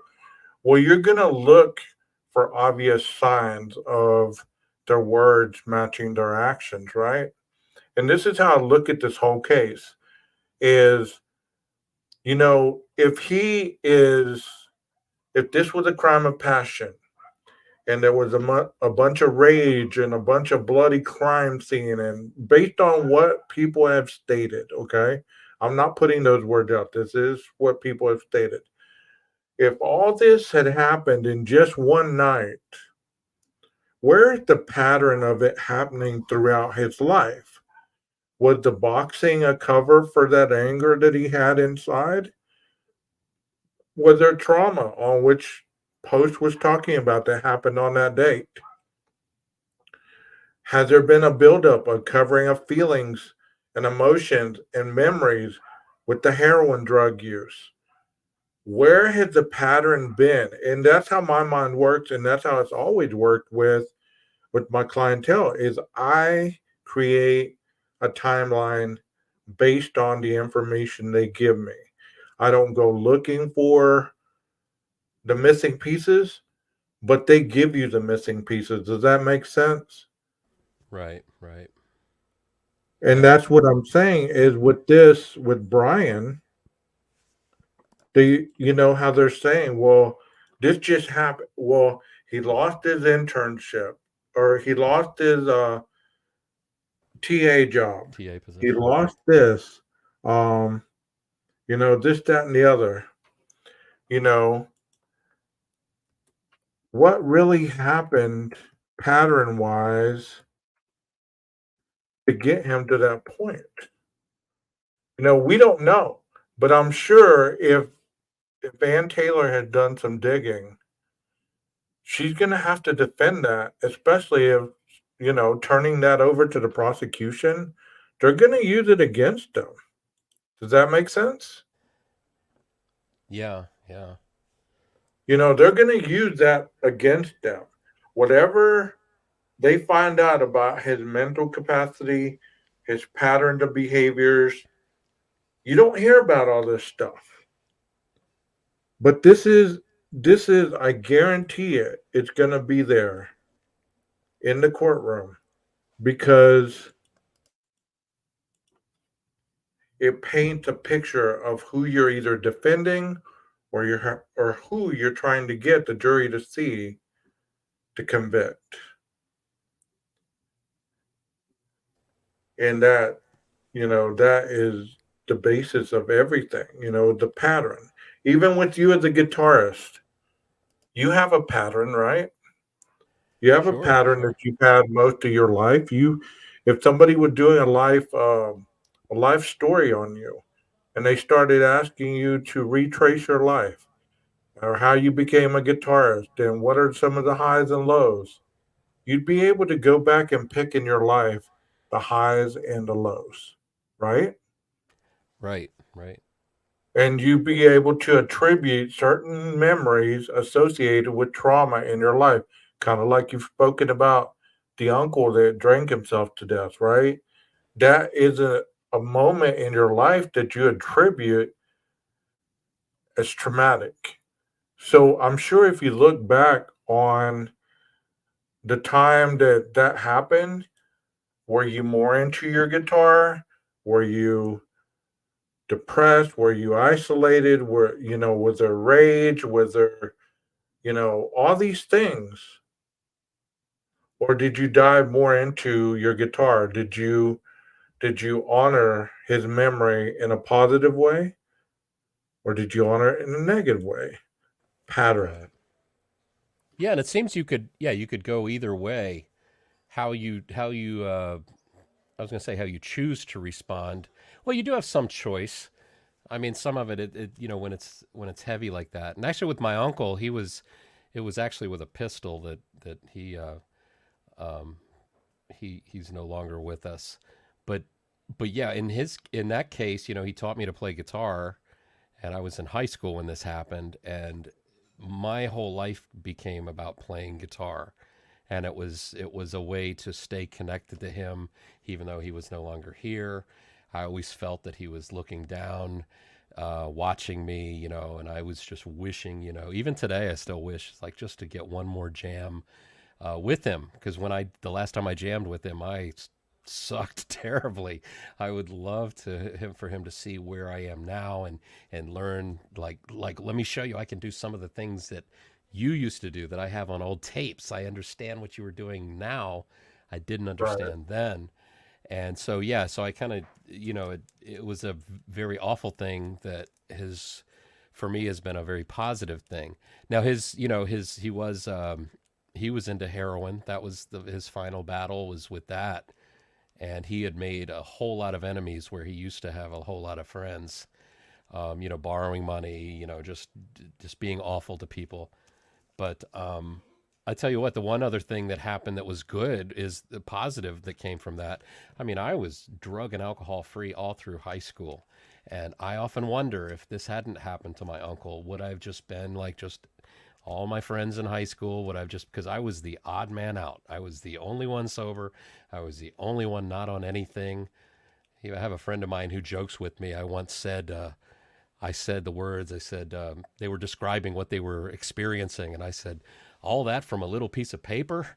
And they were like, they still joke with me. It's like, I still to this day have no idea what that experience is like. But yeah, so you can imagine if I'd gone the negative route and, just started drinking, doing drugs, seeing the world is unfair, is negative. Like, how could this one person that was so special to me, I thought was always going to be there, was just started to teach me to play guitar. I thought we were going to play guitar together forever. And then all of a sudden it's ripped away from you and you just take it out on whatever, just makes you wonder. So you're able to understand that, if you would have held on to that trauma and not grieved it effectively, it could have turned into an obsession on your part that you were unable to deal with. So you had to cope with it in different ways, whether it be drugs, alcohol, whether it be gambling, overeating, any of that stuff. So if you would have dealt with it in another avenue, since we're talking about serial killers, a lot of them incorporate that trauma internally to the point where it becomes an obsession, a fixation, and it's warped into an avenue where not very many people understand it because it's so abnormal and dark, but it just doesn't happen to them when, they're going they move across country and then they become fixated on an object, because there's certain things that have to align. Opportunity, opportunity. And you're telling me that Mr. Koberger didn't have opportunity from June that he got there all the way until November when the murders happened? He didn't have the opportunity to commit those murders. No opportunity. None. That's what they want us to believe. There was no opportunity. Just one night, I'm going to get up, no matter what I was doing. I'm going to get in my car. I'm going to drive to this home.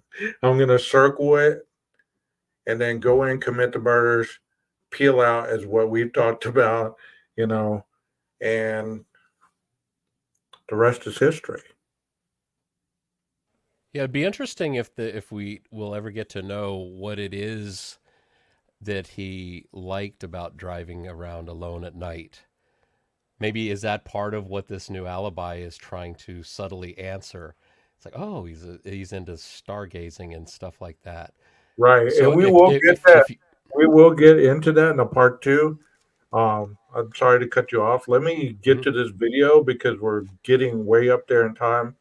Let me get to this video and then we'll discuss some more. Okay, Jeff? Is that all right? Sure. Yeah. Okay, get to this video because this goes a little deeper into what we're talking about right now. And this has all been past tense material. So some of it I've never heard before. I don't know about you, but I've never heard a lot of the stuff that's being said right now. These police documents in the Idaho murder case have given us the biggest clue so far about how law enforcement may be searching for the knife that was used to kill these 4 students. We also now definitively know that 2 reddish-brown stains that were taken for lab testing from Koberger's apartment preliminarily tested positive for blood.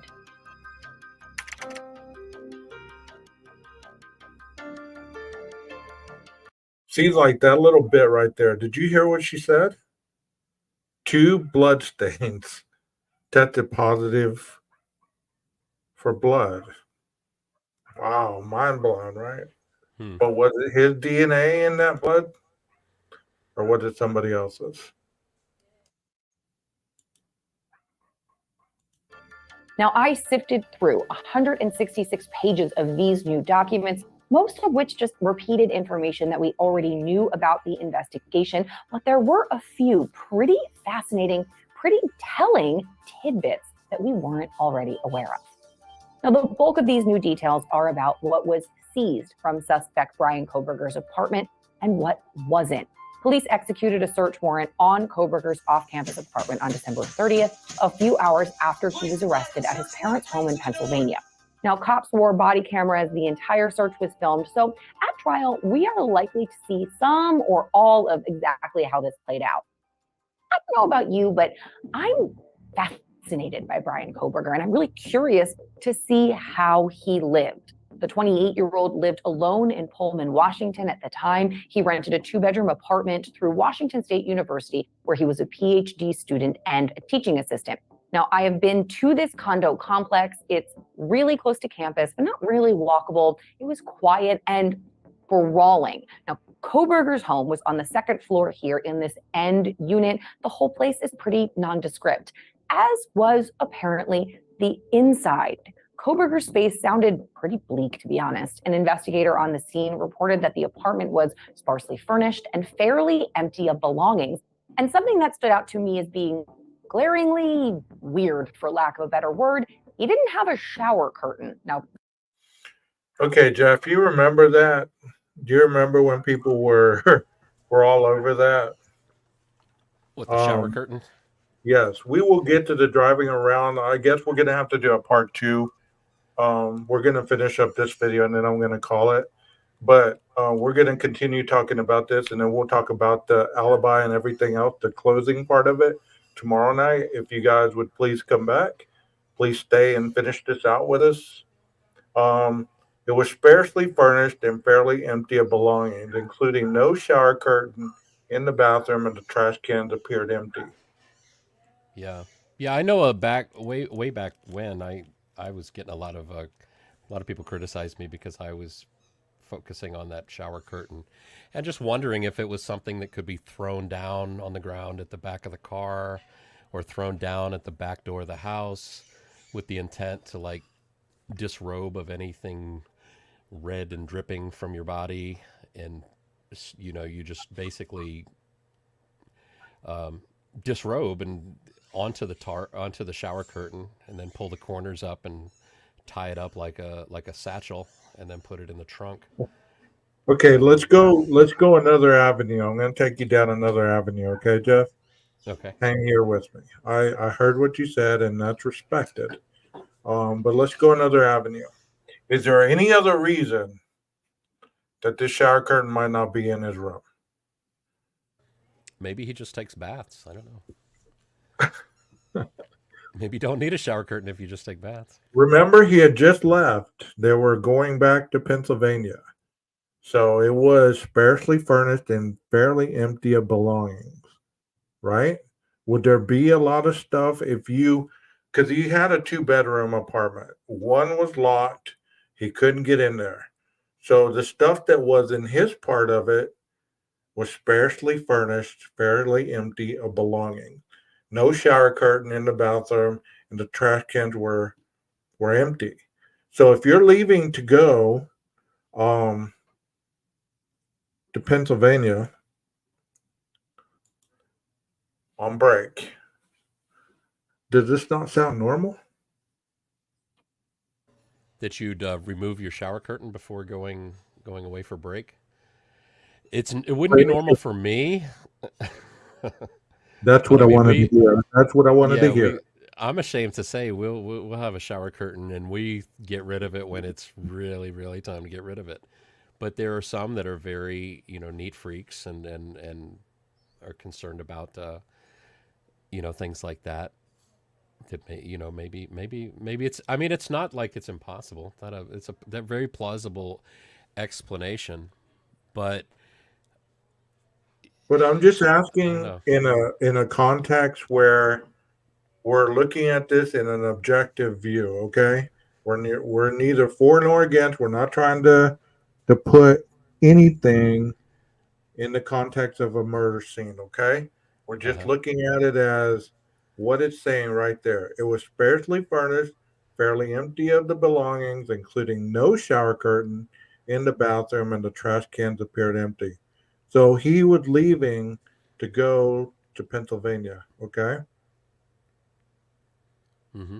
She said 5'10" or taller, and he has 6 foot on his driver's license. Okay. We will get back to that if we have time. David, thank you for being here. So if we're looking at this as just general people, we've never heard of the crime. We've never heard anything of what's been stated.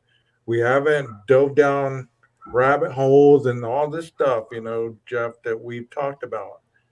If we were just reading this for the very first time and we knew that he was leaving on break, would this sound like just a normal college kid that cleaned out his apartment before break? So you're focusing on the sparseness of the apartment, not necessarily just the shower curtain, like I'm focusing on. I think. Okay, well, even the shower curtain. Let's focus on the shower curtain if you want to. So you're saying that it's the sparseness of it might indicate the like if you think you're not going to be around there very long, and maybe you're thinking you're not coming back, maybe you keep it sparse. Is that what you're thinking, or like why? Okay, well, let's think about this because it's been a while since I've been actually on campus, living in a campus housing. So, how long is? It was Christmas break he was leaving, right? This is when Thanksgiving, I think. No, this was right. Christmas. You're right because he was. Yeah. Okay, so usually the last week of the semester is usually probably around the 15th, I would say. And when you come back would be probably, I would say the 7th or the 8th of January, somewhere around there. So you're given like 3 weeks, 3.5 weeks, I guess, a break. So you're leaving on break. I know I didn't leave anything behind when way back when, and like I tell you guys, I put myself in this, in what I see and what's written, because I try to think, okay, visually, what are they showing me? Right here, I would be looking at an apartment with hardly anything in it, no shower curtain, no trash in the trash cans. So therefore, I would be like, okay, there's nothing here. The dude just left for vacation, or Christmas vacation. Nothing to see here, really. I mean, it's empty, unlike the Well, he did 11. have books. Didn't he have books in the windows? They were pictures from the outside, and there were all kinds of books stacked up along the window. So it's not like it was completely empty of like anything that. Although he was the Well, only one that lives there, right? It wasn't no yes, he roommate didn't have situation. he didn't have a roommate at that time. That would Did have he been ever? nice. That would have been nice had he had a roommate. We would have had a witness. Yeah. Can you imagine being his roommate? I would love to know more about, is there any reason why he didn't have a roommate, or was he expecting a roommate at any time, or? I don't think they hadn't assigned him one. GM says could be that grabbing a dirty shower curtain was an instant last minute thought before he left for a break to go home. Simple as that. Since we're talking about the shower curtain, what is really in my mind right now, did he leave the little clips behind? Right, you would leave the clips if you were planning on putting a new shower curtain up, right? You wouldn't Of course. necessarily take those. Now, would you take the shower curtain if you had done something nefarious as a quadruple homicide and you recalled before leaving town, well, I did kind of take a shower in that shower as one of the very last things, maybe just to be sure in case anything got on that curtain when I was cleaning myself off. Maybe I should just get rid of it. Thank you, Carla, for being here. You're welcome anytime. Anytime. Thank you, Carla. Like you said, if you just grab the shower curtain and you're leaving, chances are you're going to leave the little rings, right? You're not gonna stop to get those off the pole, correct? Right. But if you just are planning on using this as something, as you said, nefarious, then you're gonna take the time to take the rings too, because you want everything to look like, okay, if you're gonna come into my apartment, I don't want you to be focusing on the fact that there's no shower curtain. But somebody had noticed that, Yeah. Well, the other thing too is like, it's got me thinking, like, if it was that he took the shower curtain, put it at the back of the house to use it the way I was suggesting earlier, or at the back of the car, well, no, maybe it'd still be, because you don't know how it's going to go. If you're doing a crime like this, you're going to go in. Your plan is if you're thinking ahead, to plan how do you exit the house? How do you get rid of all the red stuff that you're wearing or that's on you? And how do you get in your car and confine that red stuff to the trunk in a either plastic or a plastic bin, a tarp, a shower curtain? How do you plan? You plan the front half and you plan the back half. You exit. Almost sounds like one of the survey questions that he was asking of criminals. It's like, how did you choose your victim? How did you exit? Did you peel out when you left? Those kind of questions. But so my thought was like, do you actually take an existing shower curtain? Because what if something went awry and you had to make your escape out the front door, but you put your own personal shower curtain at the back door? Now you've just left law enforcement a nice piece of evidence to look over. Well, of course, you're right. But we have to remember too, there's two pieces of the shower curtain, right? there's the fabric, liner. and then there's the liner. So Yeah. if you're going to commit a crime, you're not going to take the fabric. You're going to take the liner, correct? Although sometimes I just use the one. I just use the one that's waterproof. I don't really Come necessarily use. on. Really, I don't. But look, that liner, don't you think blood would like run off that quite easily into your vehicle if you're gonna put that in your trunk and you're trying to throw your bloody coveralls in there and your bloody knife and everything else. Well, Tonight. I started to pull away from the idea of it being a shower curtain because of the knife. I mean, the knife could cut right through it, and then that defeats the purpose. It's like putting a trash bag in your trunk that's got a hole in the bottom of it. You wouldn't do that. So that's why I was more leaning towards like either a tarp or a plastic bin. I had a friend of mine was on another channel talking about how he used to go surfing a lot, and before he'd get in the car, everybody'd step into this big plastic bin, take off all their surf gear that was had sand on it, and they didn't want to get sand in the car, so they'd stand in this big plastic bin and strip down of their surfing gear, sand and all, into the plastic bin. That kept the sand out of the passenger compartment of the vehicle, and that was his theory of what maybe this person, the killer, did. Because you could have a big old plastic bin inside the trunk, and Of course. Well, that goes along with what that lady said in that one news article. She said they found a shovel, goggles, hiking boots, and I can never remember the last one. There was 4 things. A wrench. A wrench, yeah. A wrench. So it'd be interesting if those hiking boots had any dirt on them, and surely they would have preserved that and tested it. And it'd be interesting to know now if they still have the dirt, if they can compare it to, what is it pronounced, Why Park, Exactly. And if any of the dirt out there. I know, like in Virginia here, we have a lot of there's like that red clay dirt that's kind of, specific, I think, to, not necessarily specific to Virginia, but somebody who knows what they're doing with dirt could maybe figure out where this dirt might have come from. Right. So think about that little avenue that they found that in the trunk of that Elantra. So now they didn't necessarily say trunk, though, did they? They just said in the Elantra. Well, they said I thought she said in the trunk of the Elantra. Did she say trunk? I'm pretty certain. Now, I could be wrong. But what I'm trying to say is I'm trying to piggyback on what you just said on your plastic container.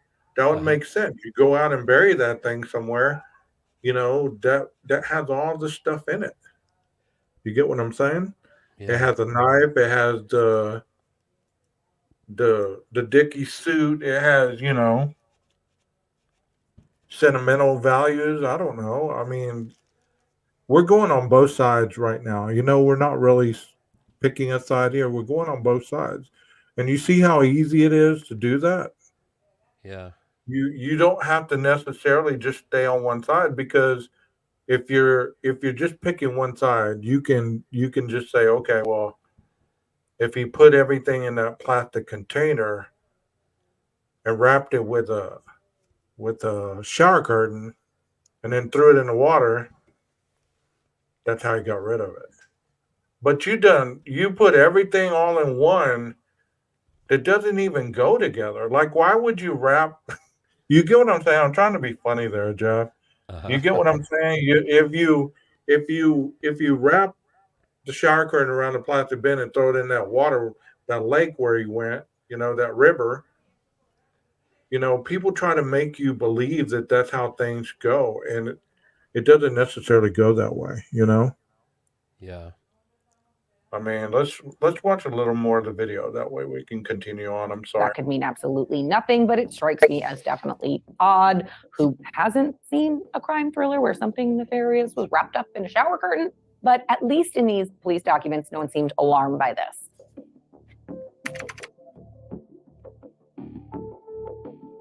Once inside, crime scene investigators presumptively tested more than 50 items for blood. a screwdriver, a pizza cutter, a light switch, things like that. Really anything that had a dark brown or reddish stain.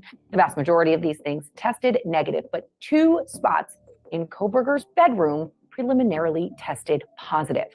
There were 2 reddish brown stains on an uncased pillow from Kohberger's bed, and only one of them was tested. But when that came back positive, the item was taken into evidence and then sent to the lab. So both of them will likely be tested.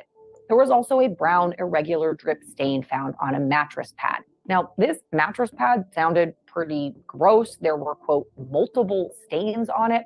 Now, like the pillow, this first stain they tested came back with an initial positive result. Now, when that was detected, investigators ended up bagging the whole thing and sent it off to the lab. Now, these stains will go through more rigorous testing to determine if they are, in fact, blood. And okay, they found multiple stains on the mattress, and they said it was a gross mattress. What do you, Jeff, are you there? Yeah, yeah. I don't mean to open up with you with that, but what do you think those stains on that mattress were? Care to speculate? You know, it seems to contradict what, like, if the neighbors say he's constantly cleaning, running a vacuum at 3 a.m. He's so clean that maybe he's even thought to take the shower curtain out before going on a trip so that there's no mold. Yeah, I don't know. That's a little strange, unless you're going into. You are. I can tell by your laugh. Yep, you are going there. Cheeto stains? I don't know. I mean, maybe Brian ate Cheetos one bed. Who knows? Yeah, who knows? Chinese food, you just never know. The Thai, the Thai food in Indiana, Thai food. Yeah. I have 6 brothers and 2 grandsons.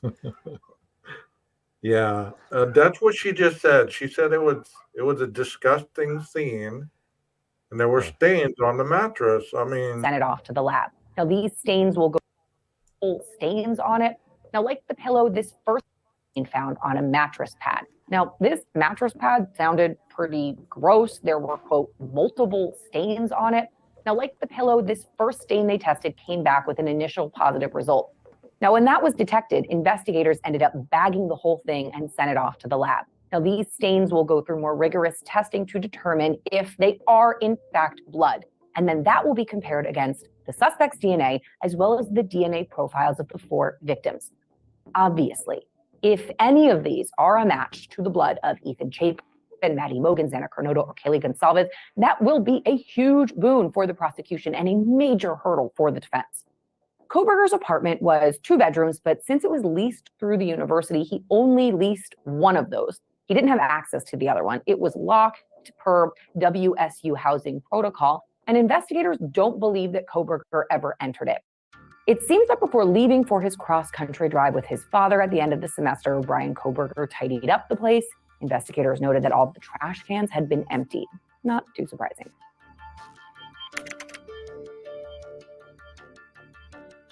They also discovered a round padlock inside of a coat closet, and the key to that lock was found on his TV stand. Now, the lock belongs to one of the storage units available to the residents of the Steptoe apartments. Kohberger's unit G201 did have a storage closet assigned, and investigators found it with the door open and completely empty.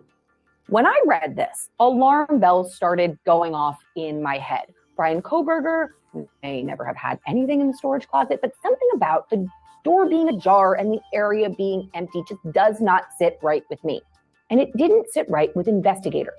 In documents, an officer on the scene said that they believed the unit was, quote, likely accessed between the time of the murders and Kohberger's trip home to Pennsylvania, and more importantly, quote, it is also believed the storage closet could contain trace evidence. Police were so convinced of this hunch that they asked the judge to amend the search warrant so they could legally look through the storage closet. Unfortunately, police didn't collect any evidence because they noted there were cobwebs going into the closet, dust all over the floor, indicating to them that the unit hadn't been used recently. But what is recently? It might be different to you or me. You have to remember, this search was conducted 7 weeks after the murders. I don't know about you, but I know for me, my apartment gets a nice coat of dust settling down in just a few days when I'm cleaning it regularly, and that's with me and my family living in it. So I don't know. I believe there is more that can be learned from this storage unit, and it's plausible that this space was used to store items relating to the murders temporarily before they were disposed of. And if that happened in the immediate aftermath of the killings, that would give more than a month for dust to potentially settle and cobwebs to form.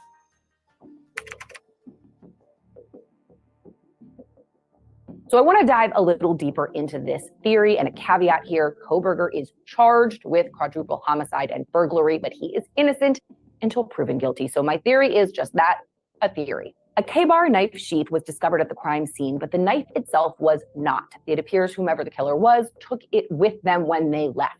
And as far as we know, the clothes that the killer was wearing the night of the murders have never been found. The night of the killings, there's a gap in time between 4:20 a.m. and 4:48 a.m. where investigators are unsure of Brian Kohberger's alleged movements. At 4:20, CCTV footage near the crime scene captures a white car, which cops believe is Kohberger driving in his Hyundai Elantra. You want to hear something funny, Jeff? No, keep playing. No, I'm just kidding. Okay. Of course. Okay. Yeah, no, I definitely want to hear something funny. You know that car right there that you see on the screen? Uh-huh. I always thought this car was this is the car that they thought they talked about going the wrong way at the wrong time. Always thought that until just now when she said this car was observed heading by this gas station at 4:20. For some reason, I never realized that. Right. Yeah, that wrong way, wrong time car was on Ridge Road, just above the house. Right. This right here is 802 Troy Road. I think it's might be a mobile, but it's right there where East White Avenue meets. It meets Steiner. Right, you cross over Highway 7.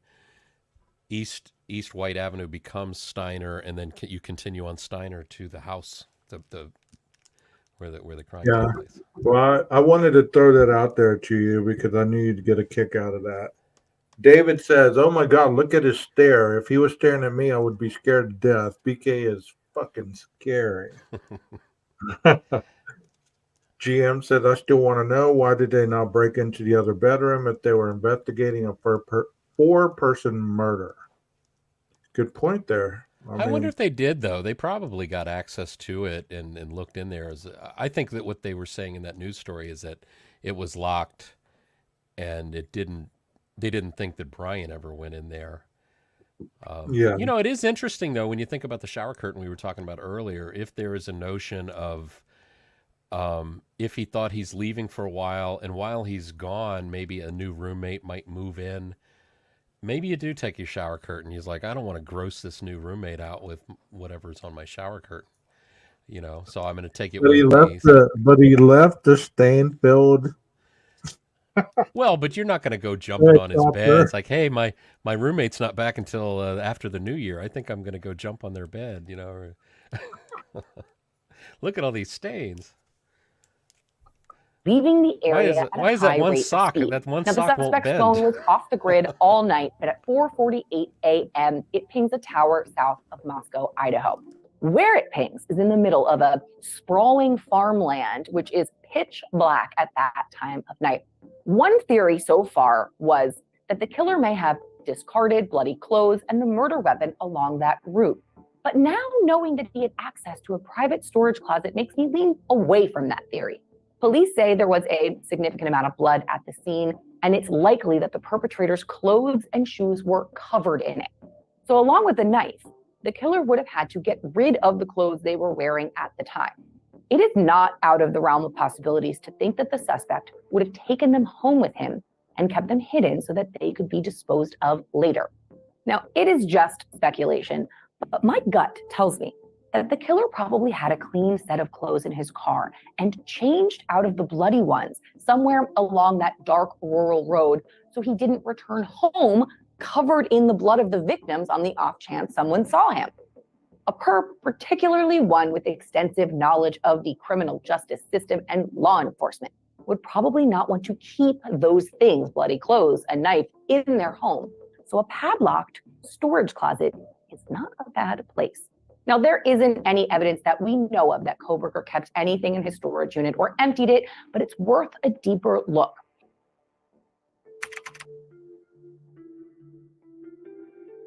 It's not clear if there are any security cameras in the storage area, but there are a bunch on the WSU campus. And we know this because they were utilized to track Bryan Kohberger's movements on the night of the murders. If it were me, I would have been canvassing residents to see if the suspect was seen going in or out of the storage unit between the time of the killings and his arrest. And I would want to scour those nearby CCTV cameras to look for any time that white Hyundai Elantra was seen leaving his apartment during the same time frame to determine where he was going. It could lead investigators to potential places that the alleged murder weapon or those bloody clothes were discarded. And there's a good chance that this is exactly what law enforcement is already doing. And we won't know until the preliminary hearing. Moscow police have done a masterful job so far at not tipping their hand regarding this investigation. They may have found the clothes already, the murder weapon, or any number of damning pieces of evidence in the course of their investigation. So I am gearing up for a bombshell week in court next month, despite the fact that the judge has issued a gag order. Okay, that never happened, so we can just turn it off right there. You know, that's just crazy to me. I thought they did look in the extra room. The one Ellie asked if they booted the door, and the other one said they found the key and it was empty. Okay. Okay, I don't know what I said, but okay. You should save that one so you can use it anytime. I know 12 gauge exactly. Just, you know, just have that like arms reach, always ready to use. Anytime that I feel like somebody's trumping me, I'll just. And we'll all say, "Wait, GM Carey's not in here. Where did you get that?"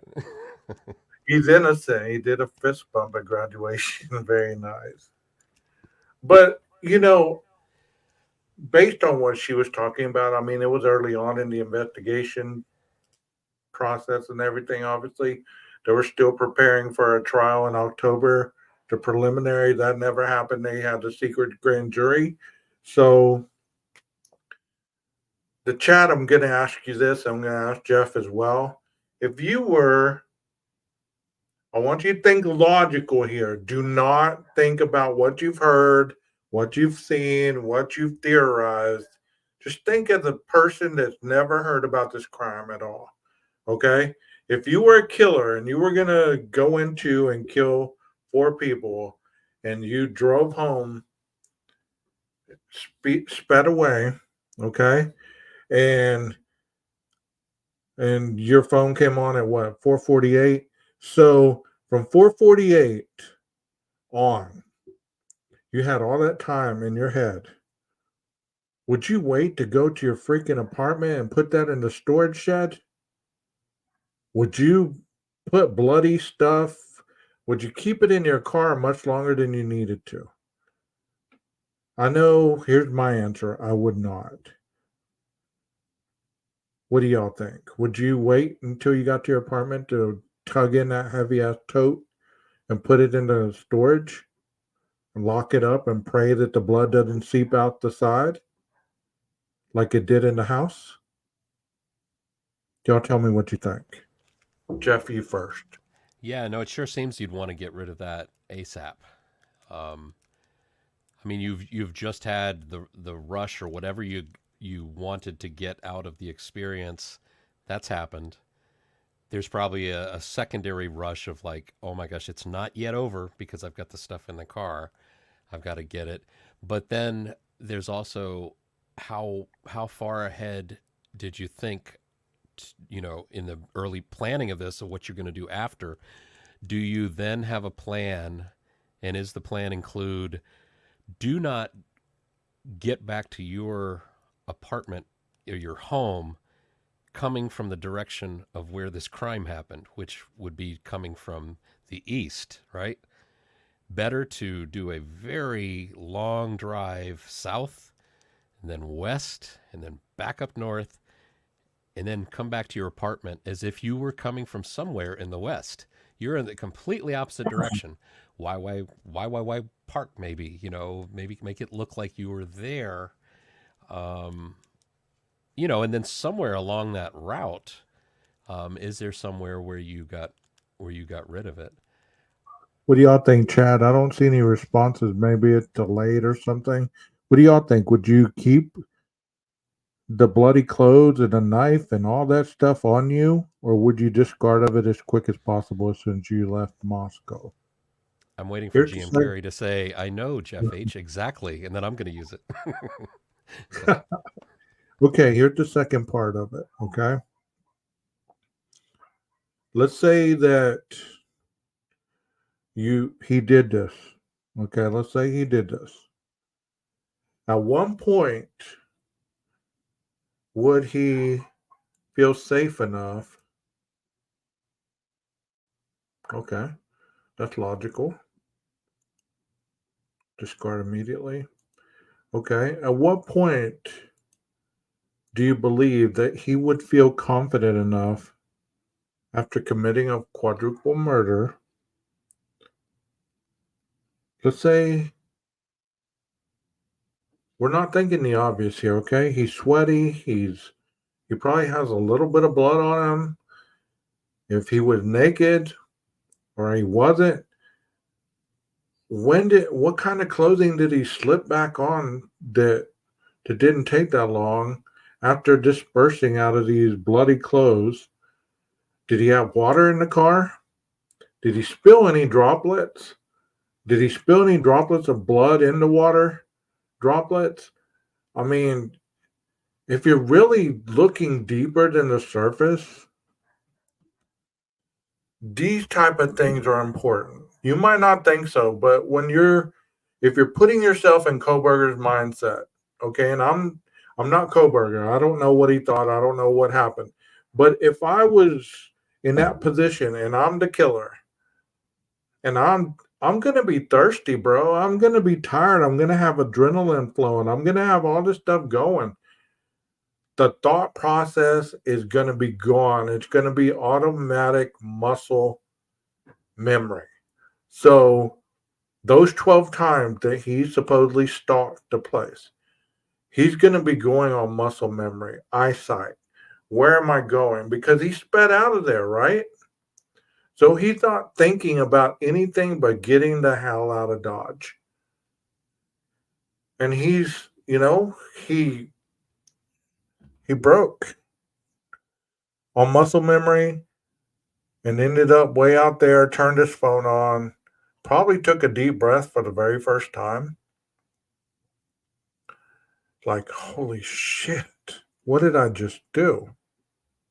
Or, woohoo, it was exactly what I thought it would be. Those convicts or whoever answered my questions were right. And now I know exactly how it feels.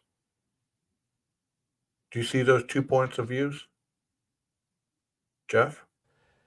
Yeah, it's hard to say what the, assuming, who the killer is, but yeah, how you react to that. I think the survival instinct kicks in, and you don't want to be caught. You want to get rid of anything that could get you caught, and if you think you're smarter than everybody in the room, you're probably pretty sure you got away with it. That you thought of everything, and now you're just doing the last little bit until you put the period at the end of the sentence and call it done. And I'm sure at that point you're not thinking, oh man, yesterday when I was practicing with the K-bar knife, I wasn't wearing gloves when I was opening that button snap and opening up, whipping it out. It's like in front of a mirror, maybe. Does that look threatening? Will that, to scare somebody? Let me try it again. I'm gonna put it back in the sheath, button it up again. Yeah, I'm sure he wasn't thinking about that button snap and bare hands, perhaps, And yeah, you're thinking of just get out of there, get rid of anything, take from your studies at the university where you combine the actual hands-on type stuff you did where you could imagine where these people go wrong. You've talked to people that can tell you where they went wrong. Your job is to not go wrong. And so you're thinking of like, okay, just imagine how they will investigate this, and maybe there's a part of you, if it's true that he returned around 9 a.m., it's like you're thinking so much about how they're going to investigate this. And then you go back and you're like, 9 a.m., if you did go back and you caught a glimpse of the house and you're like, there's no police here? It's like, maybe they aren't even going to investigate this. You probably start wondering, it's like, did that even happen? Was that real? Let me go check the trunk and see if there's any, anything back there to tell me this was real or not, Right. I think he turned his phone on to see if it had been reported, if there were any roadblocks set up to determine where to go next, to avoid any possible roadblock. That's a good thought. And don't these criminals make terrible mistakes? Like the guy who blew up the Oklahoma building. He had like a tail light or upside down license. No, it was Jodi Arias had an upside down license plate. She put the license plate back on upside down after taking them off so that nobody would see that. So they could see the license plate and know it was her car. But they make terrible mistakes. And what worse mistake can you make if you got this stuff in your trunk? You've got your phone turned off, which means your GPS is turned off, which means at night, is the road ahead going to bank to the left or is it going to bank to the right? And the weather, I think you were looking at the weather earlier, and other people looked at it that night. It was a little cloudy, overcast, ice fog. Icy and foggy. So if you can't, and if the road is icy at all, the last thing you want, I'm sure he probably knows, it's like, I don't want to turn the phone on because that's my plan is probably works better if the phone's off, but I got to know which way the road's going. And I don't want to get lost out here. If I end up in a ditch and, that could be bad, but I mean, I don't know about Kohberger, but the obvious, did he fill up earlier in the day? Did he fill up earlier in the week? And all this stuff sounds silly. I know it does. I'm not trying to be a clown. But think about how innocently, like Jeff saying, people get caught for innocent reasons, in innocent ways, not innocent, but naive thinking, because they're so fixated on something else, they miss the small details, and those small details are the things that usually get them caught. Right. So did he fill up? Like you're saying? Well, yeah. Was he running out of gas? Was he low on gas? Could that have been an alibi? Maybe they got a gas receipt where he said, "Hey, I was down by this place, and this is where I'm at." I filled up. They haven't told us everything, so just because we don't know it does not believe it's not there. We can't not believe it's not there. If it's not there when the trial comes, then what does it matter? What does it matter if I said here on 4/23/2024 that possibly he got gas and got a gas receipt? Is it really going to matter? It shouldn't. That seems like it would be advice from somebody on the survey questions, like what things did you do to prepare? And I could see a guy saying, "Oh man, be sure you get gas. I ran out of gas when I did my crime, and I got pulled over, and because I was out of gas and I was right in the middle of the road." The Jodi Arias case had a lot to do with her trying to avoid gas stations and gas station cameras by having gas cans and extra ones, and that kind of did her in with that one extra gas can. I don't know a lot about that case, but I'm thinking if it was as bloody as they said it was, and let's say he didn't use the tote. Okay, let's say he didn't use the tote. Let's say that he used a shower curtain or a tarp. Okay? And the blood was going down the wall. So the blood is going to coagulate at its most gravity goes downhill, right? So gravity is going to pull it to the closest area where it can coagulate. So if it's in the trunk, it's going to probably go where the spare is, right? That area. Mm-hmm. That would be the deepest area. But what if it's dripping? What if it's dripping as he's driving? You get what I'm saying? Leaving a trail, yeah. Yeah. Yeah, I or really like think, even see, in now an the thing is, flat tire. Yes, exactly. I mean, it seems to me, I think I can safely say that the crime was rather quiet. Yeah. If you think of 4 people, having that done to them, I initially think they must be screaming, they must be yelling, this must be an awful thing. Their lives are ending. The fact that they're quiet leads me to think, and like it leads other people to think, they go in a little bit different direction. Even Willie, we love to listen to Willie's thoughts on this case, of course. But Willie, I think, once said, well, if they were drugged and drugged out of their minds, I could see, something like this happening. Okay, that's one way to go. It's like almost conceding what I think could have happened is that it all comes from my friend Tom Van. He commented on the butt end of the K-bar knife being very much a hammer. And it so much so that I had to buy my own. I just had to see for myself. If he's a Marine, he said they trained him as Marines. You use this as a hammer, as a tool, as a weapon as well. You can knock somebody unconscious with a hammer, of course, right?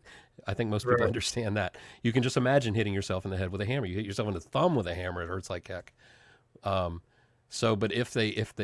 if he went in and that was the plan, and that was within the forefront of the mind, use the butt end of the knife first, knock them out.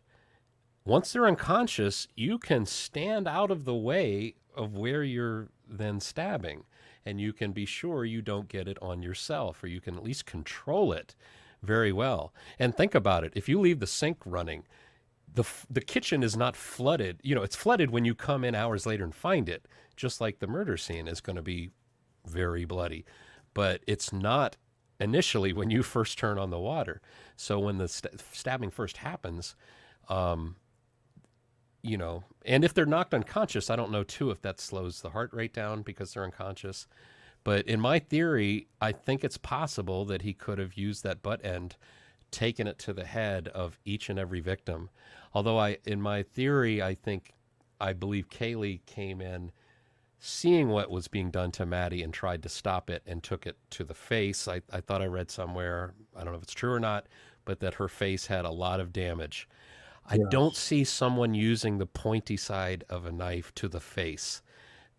It seems more intuitive to me that you want to, especially if your intent is to knock them unconscious, but a face is more for punching or for hitting with a hard object to knock them out. The sharp part of the knife is more to the body, I think. So that's why I think if that's true, that her face took damage that way, I see it more being the butt end of the knife. And with the last two, I think, if Xana was again, I'll keep it short because I know my theory can go on long, but if Ethan was, say, in the bathroom and Xana's in the bedroom, the footsteps coming up behind Xana as she's on TikTok that are the killer, those footsteps she may have thought were Ethan coming up behind her, and boom, she gets hit to the head, falls to the floor. The killer maybe wants to finish what he'd started there, but then hears Ethan coming out of the bathroom and steps. All he's got to do is step into that corner. If you look at the floor plan, he steps into the corner. He comes out of the bathroom and sees her on the floor, assumes maybe she's, maybe both of them are a little drunk. And what does he say? He goes down to say, it's okay, I'm going to help you. As he bends down to try and help her, boom, he gets hit in the head. Again, I think if this scenario is possible and plausible, it just shows that you can knock all 4 victims unconscious, control what you do with the blood spill, and basically keep a lot of it off of yourself. If I grab somebody from behind, and I don't like to use the word reach around, but it's in essence, you reach around and are stabbing them, you know what I mean? Stabbing them in the front. Am I going to get any blood spray on me? No, it's going to go in the opposite direction. So this is just my thoughts. It's just, trying, again, it all starts with how was this done quietly? And if he studied Ted Bundy, what did Ted Bundy do when he went into that sorority and tried to kill those 4 girls? He only managed to kill 2, but he tried to go for 4. He knocked them in the head with a big piece of firewood and then strangled them. I mean, so if this is somebody, this killer studied other serial killers, then, and you own a K-bar knife and you're like, wow, this is a really heavy knife in the hand. This butt end of this knife is just like a hammer, you know. So that's my story for today. All right. And let me read GM's here. It says, by the time Kaylee was involved in the situation, killer's hands had to be so slippery with blood that they were trying to stop Kaylee from fighting them, a blunt and her handle of the weapon. I disagree with your theory respectfully, but appreciate you putting it out there, Jeff. Would have been you're not the only one.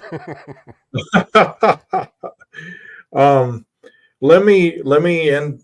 I'm about to end the stream because I have some stuff to do, but we're gonna definitely do a part 2. I don't know if Jeff's gonna be open to it tomorrow to discuss the alibi and some other things. Maybe the Linda Lane, we were talking about that a little bit, but we're just giving some new avenues, new information, and new thoughts about it.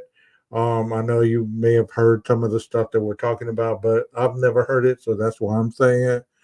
But one more thing before I leave, I'm gonna focus on the goggles, the shovel, the wrench, and the hiking boots.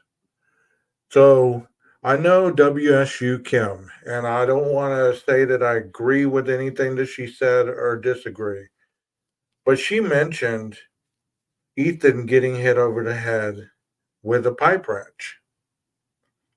And that just, I mean, I had never heard that on the news coverage until just tonight. So whether that's true or whether that's not, there's that blunt force object that you're talking about, Jeff. I'm not saying it wasn't the K-bar, but, it could have been both. You hit somebody with a wrench, whether it's a pipe wrench, whether it's a crescent wrench. Hopefully it's not a 3/8, okay? Or a 7/16, Hopefully it wasn't one of those. But if you hit somebody in the head with one of those, it's going to cause a lot of damage, Come join us tomorrow night, Paula, and I'd love to hear it. I really would. We're going to do part 2 to this. But as far as the goggles, think about why the goggles would be important. Think about why the hiking boots would be important. Think about why the shovel would be important. Maybe the dude did go hiking. Maybe he did go out to Wawa Way Park. And maybe the hiking led him to do some excavating, looking for some kind of treasure. I don't know. We don't know. Or maybe he was digging a hole to put everything that he just did in along the way. Who knows? Tune in till next time, and we will definitely discuss this. Jeff, if you'd stay a couple minutes before when I log off. Sure. You guys, the rest of you, tune in tomorrow or the next day. We'll definitely discuss the second part of it, the alibi leading up to where we're at with everything that we have up to this point. And I am so thankful for everyone that's been in the chat. Thank you, Post, for coming on panel. I hope that you're welcome to come tomorrow as well. Please say some prayers for my friend Carla. She's going through a tough time at this point in her life. So please say some prayers for her that she get whatever she's dealing with in a better spot. And you guys, you take care, be vigilant. And as always, you know what I say, right? Maestro, cue the music.